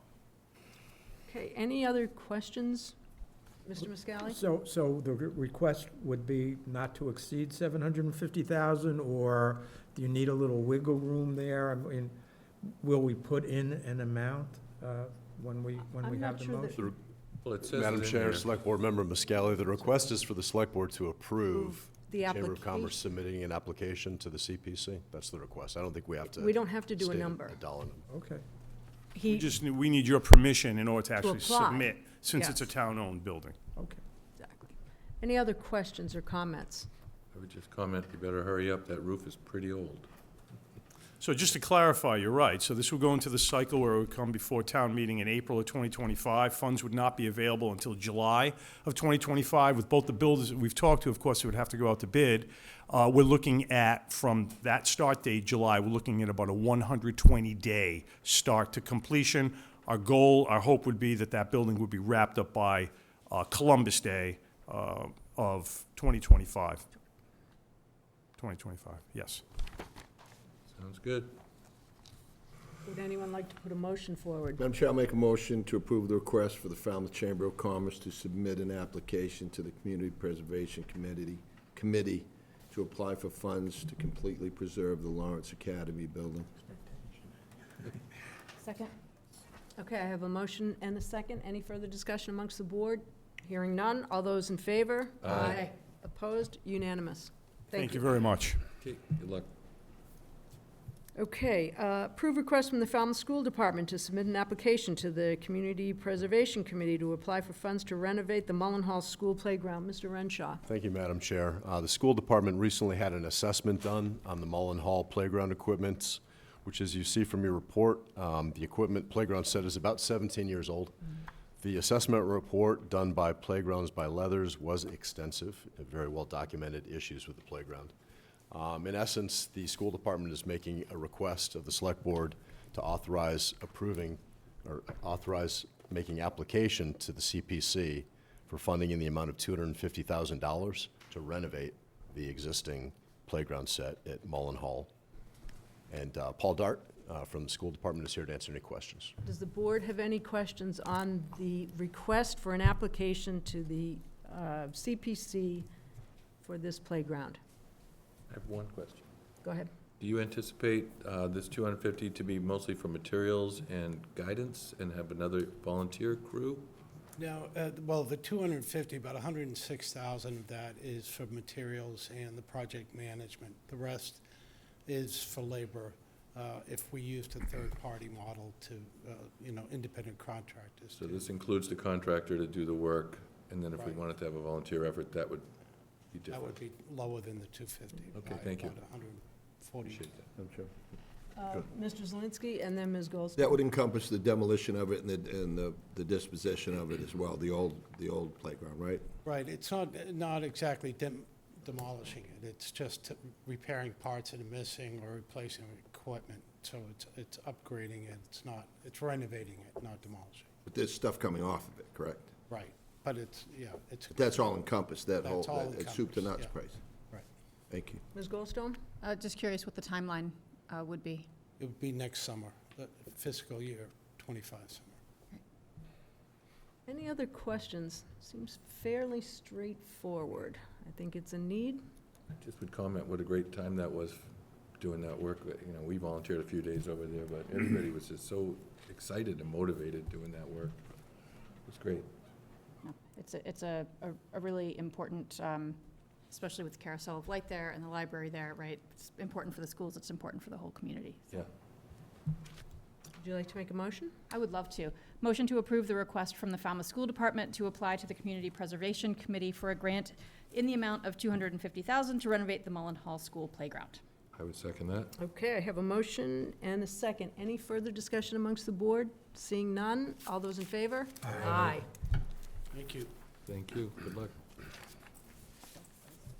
Okay, we have number 6, request for a variance to the sign code.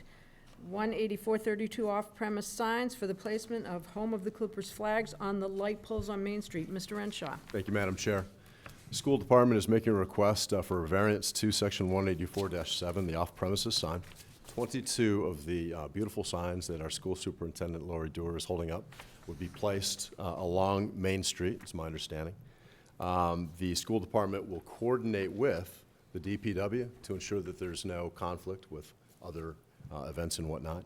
Included in your packet are a list of 3 specific time periods, and Lori may have some additional changes to that, but what we have currently is mid-August to mid-September, end of January, January 27th through the 31st, and April 28th through May 1st.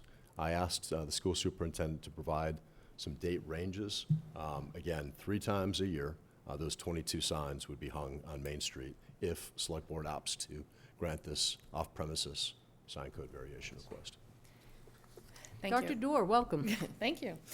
First, I'd like to say that this beautiful sign was designed by one of our high school Clippers as part of their project. And the Falmouth Road Race actually funded all the signs, not only the 22 for downtown, but for new signs around the high school in the semicircle there in front of the high school. So new signs, and they've covered that and the brackets. The one opportunity, mid-August to mid-September, we know that that's an open opportunity, so that was easy. We would like to hang them 3 times if we can extend. We were kind of asking for an extension if nobody else needed to put signs up, so we can work around. We know that this could be a capacity issue for DPW, and we are willing to work with DPW. Our own staff can put them up and take them down to lessen the burden. So when there's an opportunity to put them up and there's no one else there, keeping it still to the 3, but perhaps we'd be able to expand if no one else was using. Questions from the board? Comments? Question regarding, those time periods, understanding that there's competing desires, but would love to see where there are opportunities and the availability of labor. Is there things like, thinking last year when the girls' hockey team was in the state finals, right? And the amount of energy that generated to be able to show some Clipper pride on Main Street for special occasions like that, if possible. I don't know if that requires any kind of change to the motion or the agreement to accommodate special occasions like that. Was that a question? I'm sorry. Yes, I would suggest that if the Select Board is willing to grant this variance beyond the 3 periods that are identified, that you make some kind of exception or language to indicate possible special Possible events. or- special events. Again, I'm all about reducing ambiguity, but the select board decides to grant that. We could amend the motion and add that. And I think it's our homegrown district. I think we should have, personally, I think they should be up as often as possible. Thank you. It's our school district. We agree. Agree. Would anyone like to make a motion? I've lost it here. Ms. Goldstone? You if- can put that down, boss. I if think you you're would like good. to make the motion with that Yes. amendment. I don't think it says in what's here. So motion to approve the request for a variance to sign code section 184.7 for the placement of Home of the Clippers flags on the light poles along Main Street during 3 expected periods and possible special events. And any additional And any- requests? Yes. I'll second Ms. Goldstone's motion, Madam Chairman. Okay, I have a motion and a second. Any further discussion amongst the board? Seeing none, all those in favor? Aye. Opposed? Unanimous. Thank you.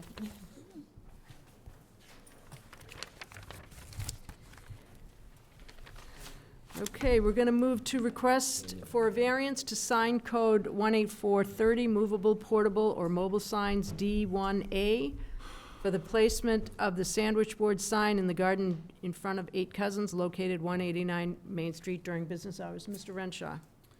Thank you, Madam Chair. As you just indicated, the applicant's representative, Eileen Miskell, submitted a request for the variance to sign code section 18430, subsection D1A, which is in regards to movable, portable, or mobile signs to allow for the placement of sandwich board signage along the entrance sidewalk to the business, 8 Cousins, in order to advertise summer hours of operation.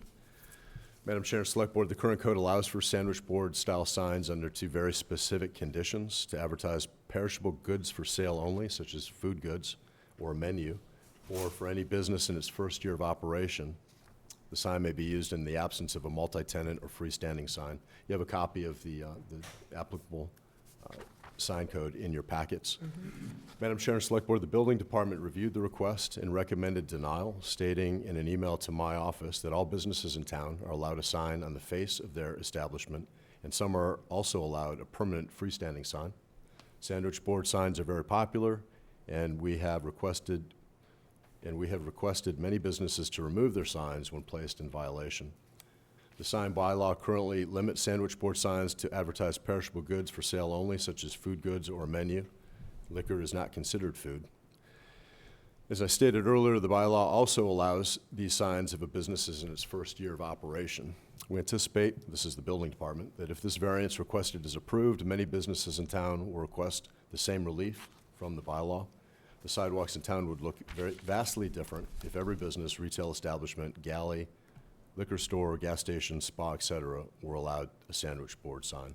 So, Madam Chair and Board, based upon the concerns expressed by the Building Department, it's my recommendation the Select Board deny approval of the variance to sign code 18430, movable, portable, or mobile signs, as has been requested by the applicant. Thank you. Questions of the applicant? I do have a question. I'll go Mr. Brown, then Mr. Muscali. I know you haven't had a chance to speak yet, but could you mount this to the wall instead of being like a sandwich board and just have like a chalkboard? It looks like a chalkboard, but it's probably not. I guess we could look into that. I honestly have to tell you that I went through this process of applying for the variance because I wanted to test the system, the town system, to see what your response would be to a long-time business, 38 years. We just opened a second location.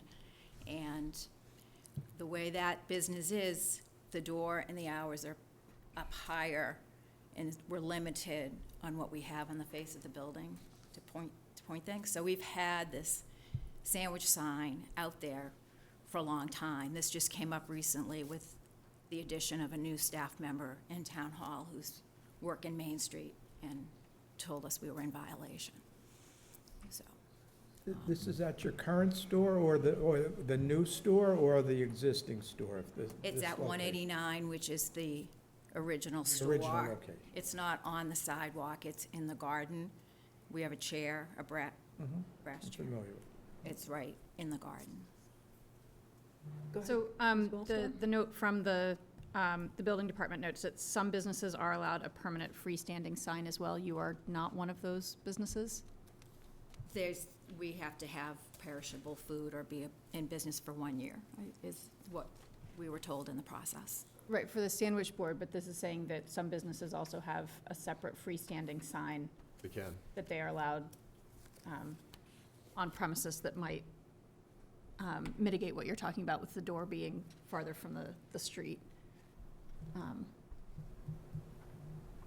Not sure what the difference would be. Some businesses may have freestanding signs, yes. Yeah. I'm not sure what the difference would be to this. Did you have a Sorry, question? what'd you just say? I'm not sure what the difference between a sandwich sign and a freestanding sign. I guess I'm not, Freestanding sign is Getting the mounted to logistics. the ground with a pole or some kind of, yeah, so. A sandwich I board guess what's is- the difference? One's movable, one is not. And one is not. right. Mr. Muscali, did you have a question, or did I get you? Not at this point. I did ask, but one question I had. One more question. How Go long ahead, has Mr. Brown. this sign been there? I've been part of the ownership for 10 years, so off and on for 10 years. Mm. Weather conditions, hours changing, that kind of thing. Mhm. Is there any chance of grandfathering that, because it's been there for so long? I think the grandfathering would be if we grant the variance. Yes, Right. we're in effect grandfathering it. Right. Mm. I'd be prepared to make that motion. Seems rather harmless, but I do see the point that if everyone did it, it would be problematic. And precedent setting. Hmm. We could just wait and see what happens, I suppose. With what? Future application. Oh. Madam Go Chair, ahead, just please. a consideration for precedent. I think one of the concerns with sandwich board signs is they tend to encroach into the sidewalk and affect accessibility. Which, And this one may not, but it just is a matter of precedent. I just sort of, well, We can- definitely know that we're not allowed to be on the sidewalk. no, I understand. Even We I- know that, and we have a new location where we don't have a sign currently because we're going through that process with the town. And that entrance doesn't have the ability to have it off the sidewalk and well out of the way of entry, so. Madam Chair. Mr. Zelinski? To piggyback off Ms. Goldstone's question to you, if that sandwich board is in the garden area, why couldn't you put a freestanding sign in the garden area? What is the reluctance to put a freestanding sign in the garden area? I guess I don't know exactly what you're talking about. This is like a With low. a sign with a post that's permanent and put into the ground, instead of something that will create a precedent issue with other businesses encroaching in the walkway. We understand that your board would go in the garden area, but to get around the issue, if you made it a freestanding or permanent sign in the garden, you wouldn't have to be before us for a variance, and you could just still display your business, if I'm not. Isn't that what you were trying to get at? Well, I mean, we're I'm also trying- talking a budget item, too. Right, I mean, We're talking us I- going to a sign maker and getting a pole and putting it in. This is like a, Well, this you know, could, this is a could be mounted, minimal sorry. thing. Go ahead. I was just gonna say, we could just put a couple of pressure-treated posts in the ground and screw this to it. You remember when we went to get the handrail, right? Yeah. How many But you've already been meetings that through. took, Doug? You've already been through with this sign. I mean, I understand the issue of precedent. I guess I was actually going in the opposite direction, which is if some businesses are allowed to have a freestanding sign that's there permanently, and this business is asking for a different style of sign, but one that is out of the walkway, right? Clearly in the garden, not in the walkway, and is essentially taking the place of that one permanent sign. I'm not sure why, you know, Because freestanding sign doesn't need a variance. Right. But, okay, so, Sorry. Madam Chair?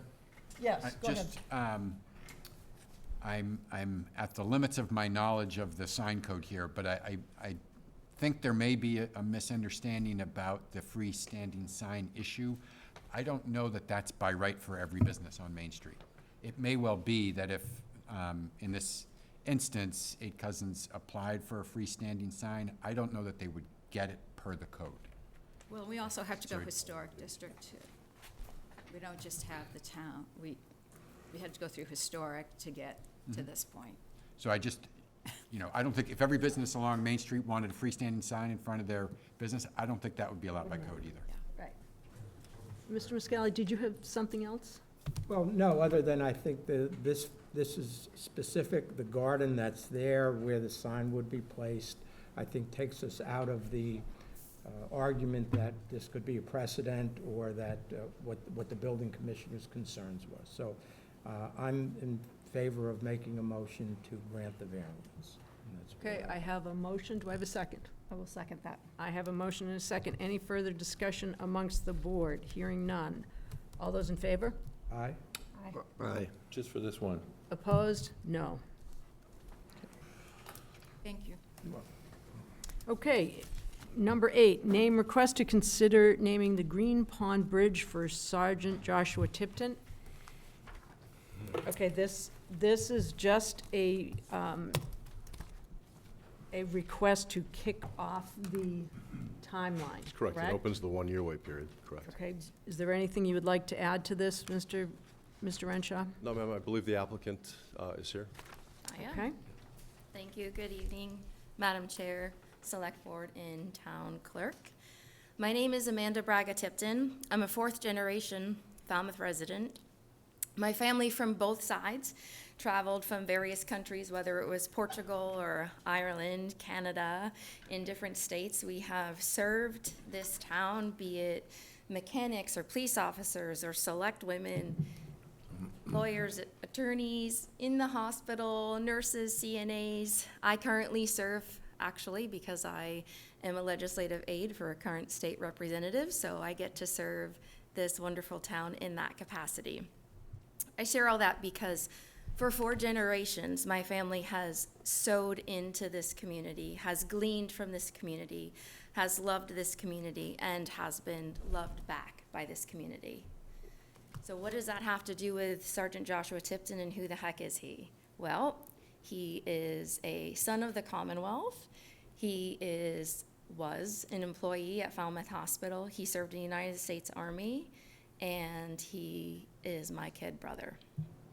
And I will try my hardest to do this without crying, but sometimes you just gotta let it rip.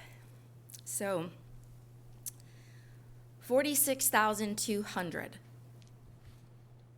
Does that number mean anything to anyone who's in this room right now? Sure, I can take a guess. I believe that's suicides, right? where it's going. Yes, sir. So since the inception of Operation Enduring Freedom and Operation Iraqi Freedom in the past 23 years, there have been over 46,200 deaths by suicide, veterans. I'm going to pause there. Our year-round residents in the town of Falmouth are currently under 40,000. Military service trauma is a real thing, and it's an epidemic. It's a big problem, and that's why I stand here tonight. I actually myself had the privilege of serving as a United States Army chaplain for 5 years in the reserves. I raised my right hand because over 10 years ago, I heard a number that really, really bothered me. It was the number 22. And I thought, how the heck is this happening in the United States of America that we have 22 veterans a day that are choosing to end their lives? So, blind faith or insanity, I'm not sure, but in my mid-30s, I joined the military because I thought that if I could impact one soldier, it would have a ripple effect. The family would be impacted, the community would be impacted, the state would be impacted, and it's a domino effect. Never, ever would I have imagined that July 5th, 2023, Falmouth Police Department would be knocking on my father's door, informing him that this wonderful being named Joshua made a permanent decision for a possible temporary issue, and he ended his life. This town rallied around my family. The wake was the 17th of, so not even a year ago, of July, wrapping around Chapman Funeral Home. Over 500 people came to show their respects, to honor a hometown hero. And that he was, I promise you. I promise you that because if you read through the application and the letters that are there, you'll find what was spoken of my brother through his superior officers, sergeants, high-ranking officials. You'll find it right in there. You'll find from Falmouth Hospital, the head of Falmouth Hospital, the head of the security department, nurses and other security guards alike. You will find business owners in that application packet and other constituents of the town of Falmouth who were impacted by my brother. In his 30 short years, he left a ripple effect. Some of us don't get to do that in 80. So that's why I stand here tonight before you, requesting that this process could begin. I understand that it takes a year to consider renaming the Green Pond Bridge after my brother, the Sergeant Joshua Tipton Memorial Bridge. As a kid, he would fish. I say that loosely. I'm not sure he actually ever caught anything, but we did go down to the bridge a lot, okay?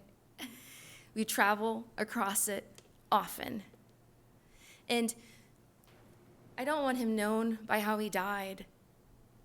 He's not known by that. He really is truly known by a life that was well lived. And that's what I want the focus to be. And I dare even charge us here in this town that outside of these walls, we have the capacity, and I would even say the responsibility. The demographic of Cape Cod is the highest in the Commonwealth of Massachusetts for veterans. Most of them, I understand, are Vietnam veterans. Nonetheless, they are veterans. It's our job to reach out, to ensure that others live, that they win the war that they tell no one about. The most costly item in this room, it's not these TVs, it's not the speaker system, it's not rings or our suits or whatever we're wearing. If you look behind you right now, it is that item. Right behind you, Mr. Muscali. Know what it is. It has cost many their lives, and but upon returning home, it is still costing lives. So I simply submit this request before you, if you would consider starting this time process, so that hopefully in about a year from now, we can reconvene, and move forward. Thank you. Thank you. You forgot to mention your father, who was also a long-time employee of the town, too. Yes. He just retired not too long ago, too, didn't he? Yes, sir. Thank you. Would anyone like? I have a question. Oh, go ahead, sure. So when you brought this forward, it reminded me of another combat veteran that we lost, actually on that bridge, and that was Joey Vidal. We recently renamed, or voted to rename the Minot Bridge in memory of not only George Souza, who had been remembered there before, but for Bruce Magardo. So on George's side, we're gonna look toward the inlet, and on Bruce's side, we're gonna look toward the beach. And there's been no family member bringing forward Mr. Vidal's concept, but should that come forward, would you be amenable to one side or the other if we were to consider the same kind of scenario as we did at the Minot Bridge? Absolutely, and there's actually a letter in there from one of Mr. Vidal's family members supporting this wholeheartedly. Yeah, I saw that. Joey was an Army Thank you. officer, too. Yes, he was. If possible, could I leave this with all of you? I'll take May I one. approach you, Madam Ma'am? Chair, to I'll take them. disperse? Yep, thank you. Thank you. Thank you all very much. Thank you. Okay, any other questions or comments? Would anyone like to make a motion? Certainly make the motion to start the process to name the Green Pond Bridge in honor of Sergeant Joshua Tipton. I would second that. Okay, I have a motion and a second. Any further discussion amongst the board? Hearing none. All those in favor? Aye. Opposed? Unanimous. Thank you. Thank you.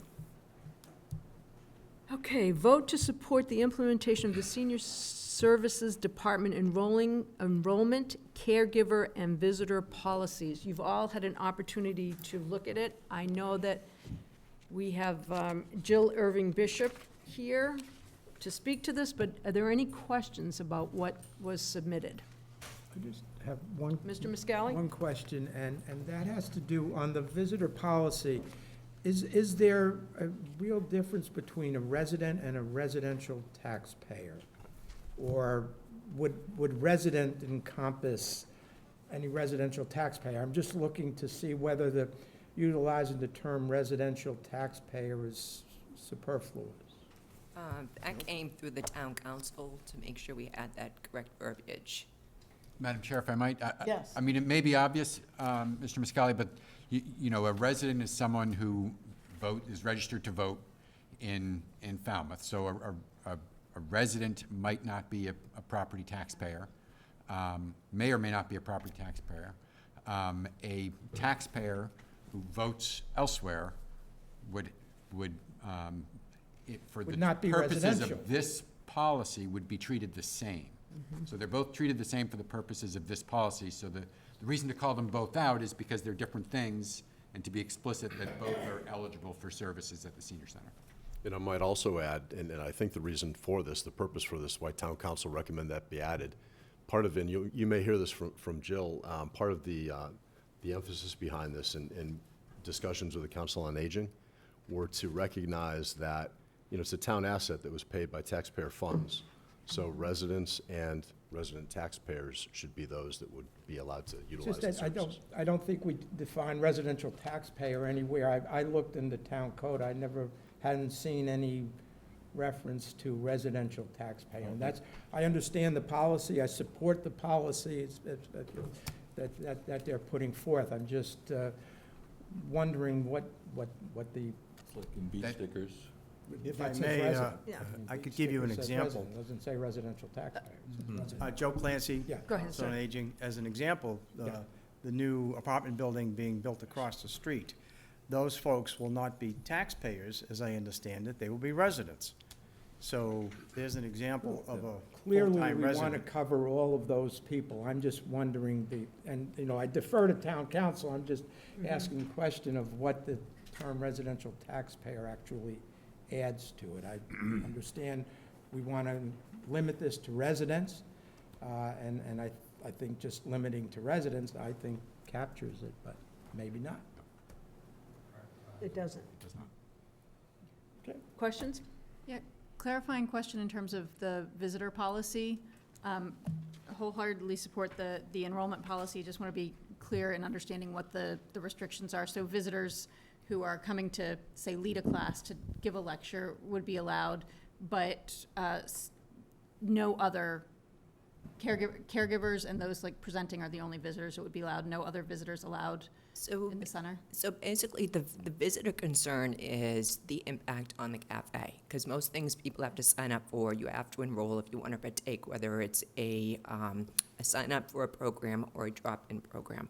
What's happening is participants are bringing visitors and guests into more so for the cafe, which is not a restaurant. The cafe and the purpose was to have affordable food for the participants and the Falmouth residents of the community. So limiting the visitor, not having visitors. If someone comes in, they want information, by all means, as a visitor, you would check in and we would connect you with outreach or whatever services you need.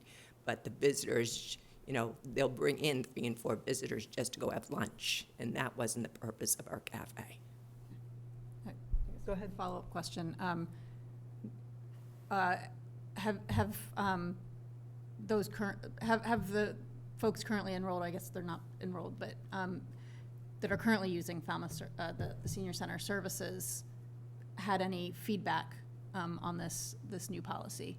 I guess I'm just envisioning somebody might have like a grandkid visiting for a week and want to take them to lunch. You know, could there be like you get one per year visitor pass or something like We that? kind of have been doing that, not necessarily a grandchild, maybe a younger adult, and that's the problem. The impact on the cafe is enormous, and that's like the biggest impact is the cafe. We can control a lot of our program signups. We can try and do what we can on the drop-in programs of the card games and the socials, but the cafe is very demanding. And we run it with a part-time staff person and 7 volunteer shifts a day. So it's a lot of impact. Mr. Zelinski? So Jill, sometimes that meal at that cafe is the best meal and the most nutritious of the day for our residents. And Yes. that's why you protect it so well. Exactly. Okay, thank you. Thank you, Madam Chair. And keeping those costs down I understand. are important. Any other questions or comments? I think it's important to remember that it is a cafe and not a restaurant, and that's a sticking point. Yes. And so I'm really glad that you called that out. Makes a lot of sense to me. Any other questions or comments? It's not easy being popular, huh? And I'm sure you've seen in the letter that was submitted, we tried to compare those, we call those check-ins, the swipes. We took 2 larger towns, one on Cape, off Cape, to show you how much that facility is being used. And so I took a look today, and we closed out our FY '24. So you're looking at 64,000 in FY '23. I'm over to 72,000 service units in FY '24. Right now, Really? Yes. it's awesome. Is there any other reason for that? Is it like because the other places don't have cafes or something? or- They all have some version. We're a new model. I wanted to make sure that when we did build this new center, we brought in that fitness room model, that cafe model. It was more of a social model, and it's worked very well. And we see other centers are looking to say, how are we doing this? And they're trying to implement it as well. And one thing I also wanted to know, because I always want to come up with a solution for people, because I don't like to take things away. Every town has a senior center to provide services and programs for their members. We're looking at a huge outreach initiative to those that have not enrolled.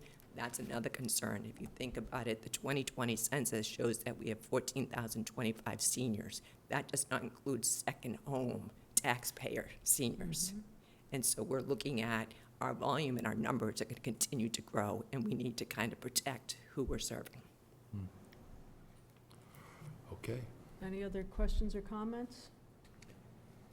Make a Entertain a motion, motion, Mr. Muscally? make a motion to support the implementation of the Senior Services Department enrollment, caregiver, and visitor policies as proposed. I'll second Mr. Muscali's motion, Madam Chair.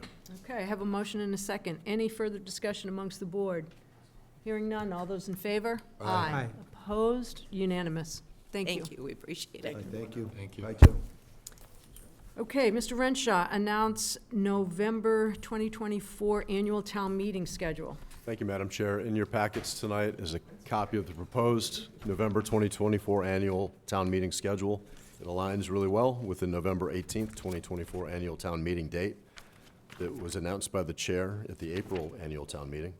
The dates for the select board actions align with the select board meeting schedule adopted for 2024, which was also important, as you can imagine. One minor edit's been made from prior years in an effort to more clearly establish a timeline for all boards and committees that vote recommendations published in the town meeting booklets, like Finance Committee, Planning Board, Community Preservation, and the Community Preservation Committee and Select Board. Madam Chair and Select Board, it's my recommendation that you vote to adopt the April 2024 annual town meeting, the November 2024 annual town meeting schedule as submitted. Madam Chair, I'll Thank you, move that. Mr. Renshaw. You going to make a motion, Yes, Mr. ma'am. Zelinski? Yep, I'll move that. Okay, move the November 2024 annual town meeting schedule as presented. Correct. Second. Okay, I have a motion and a second. Any further discussion amongst the board? Hearing none, all those in favor? Aye. Opposed? Unanimous. Thank you, Mr. Renshaw. Okay, I'm going to go through the consent agenda. Please notify me as the chair if there's anything on the consent agenda that you would ask to be held. Administrative orders. Appoint Mike Renshaw as Falmouth representative to the JBCC Military Civilian Community Council, MC3. Appoint the Disabled American Veterans DAV nominee Ronald Nassif as the representative to the Veterans Council Committee. Appoint the AMVETS nominee David Branga as the representative to the Veterans Council Committee. Appoint the Falmouth Elks Lodge nominee Lieutenant Colonel Elizabeth Sweeney as representative to the Veterans Council Committee. Appoint the Veterans of Foreign Wars, VFW nominee Ahmed Mustafa as a representative to the Veterans Council Committee. Approve a coastal zone management grant application for a feasibility and assessment study of the Surf Drive area.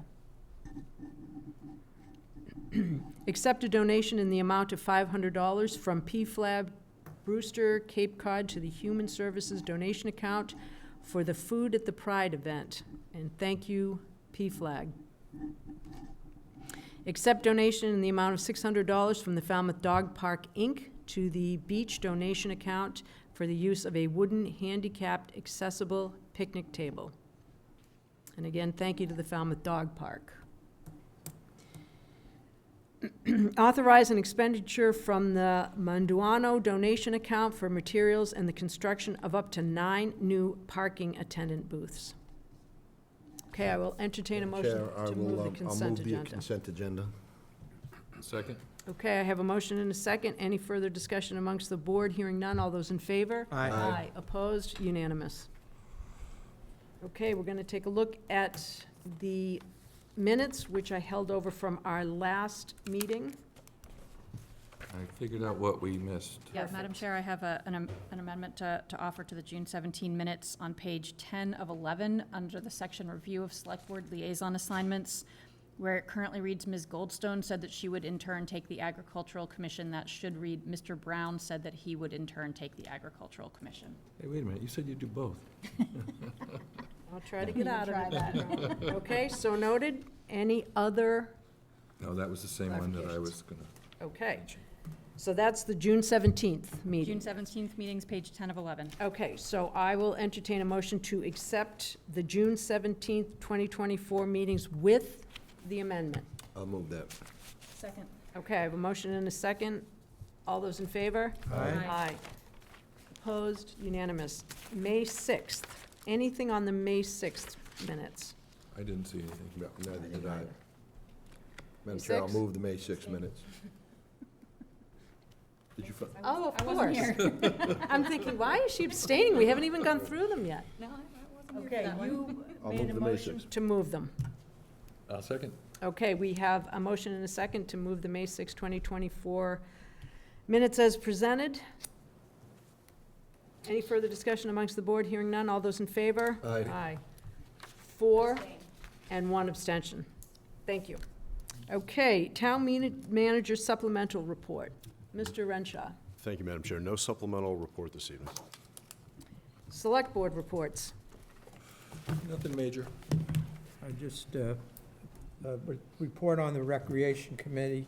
I did just want to mention, they had a meeting on Saturday, this past Saturday. There had been hope that we would do a tour of the various fields in town, but given the weather, we postponed that, and each individual member is going to scope out certain parks and report back. But what I did want to also mention is that the summer camp program has been a huge success. There have been 130 children signed up. 15 of them are taking advantage of the free meal program, so really a wonderful program. Say that again about the free meal program. I missed that. 15 of those 130 children are taking advantage of the free meal program. Thank you. And that's all I have. That number just seemed low to me. I Mr. thought it was Muscali, also. So that's why I asked you to reiterate. I did ask, and that was what I was told, but I can Seemed low. double check. No, and no, if no. there's a No, it's change, fine. I'll let you know. Mr. Brown? I would report on the Waterways Committee that there was some disappointment among attendees at the Waterways Committee that the Walkway Bay seems to be moving so slowly because we have no place to find to put the spoils from the dredging of the inner part of the waterway. And I will say I reached out to Walkway Estuary Reserve Center with what may be a crazy idea, but I just wanted to at least put it out there that, would it be possible to use their upland, maybe a parking area or something, and run the dredge pipe up the hill with a crane and do the dewatering up in the parking lot so that it could then be trucked away? Just to throw an idea out there, just to make sure we're exploring all the options. And I also left a message at Leslie Fieldwood's old group office to see if that's something that is ever even possible. So I want to just keep exploring all the possibilities, because it's a tricky one, because that silty material is very hard to get rid of, and it's in a tough location there in the inner part of the Walkway Bay.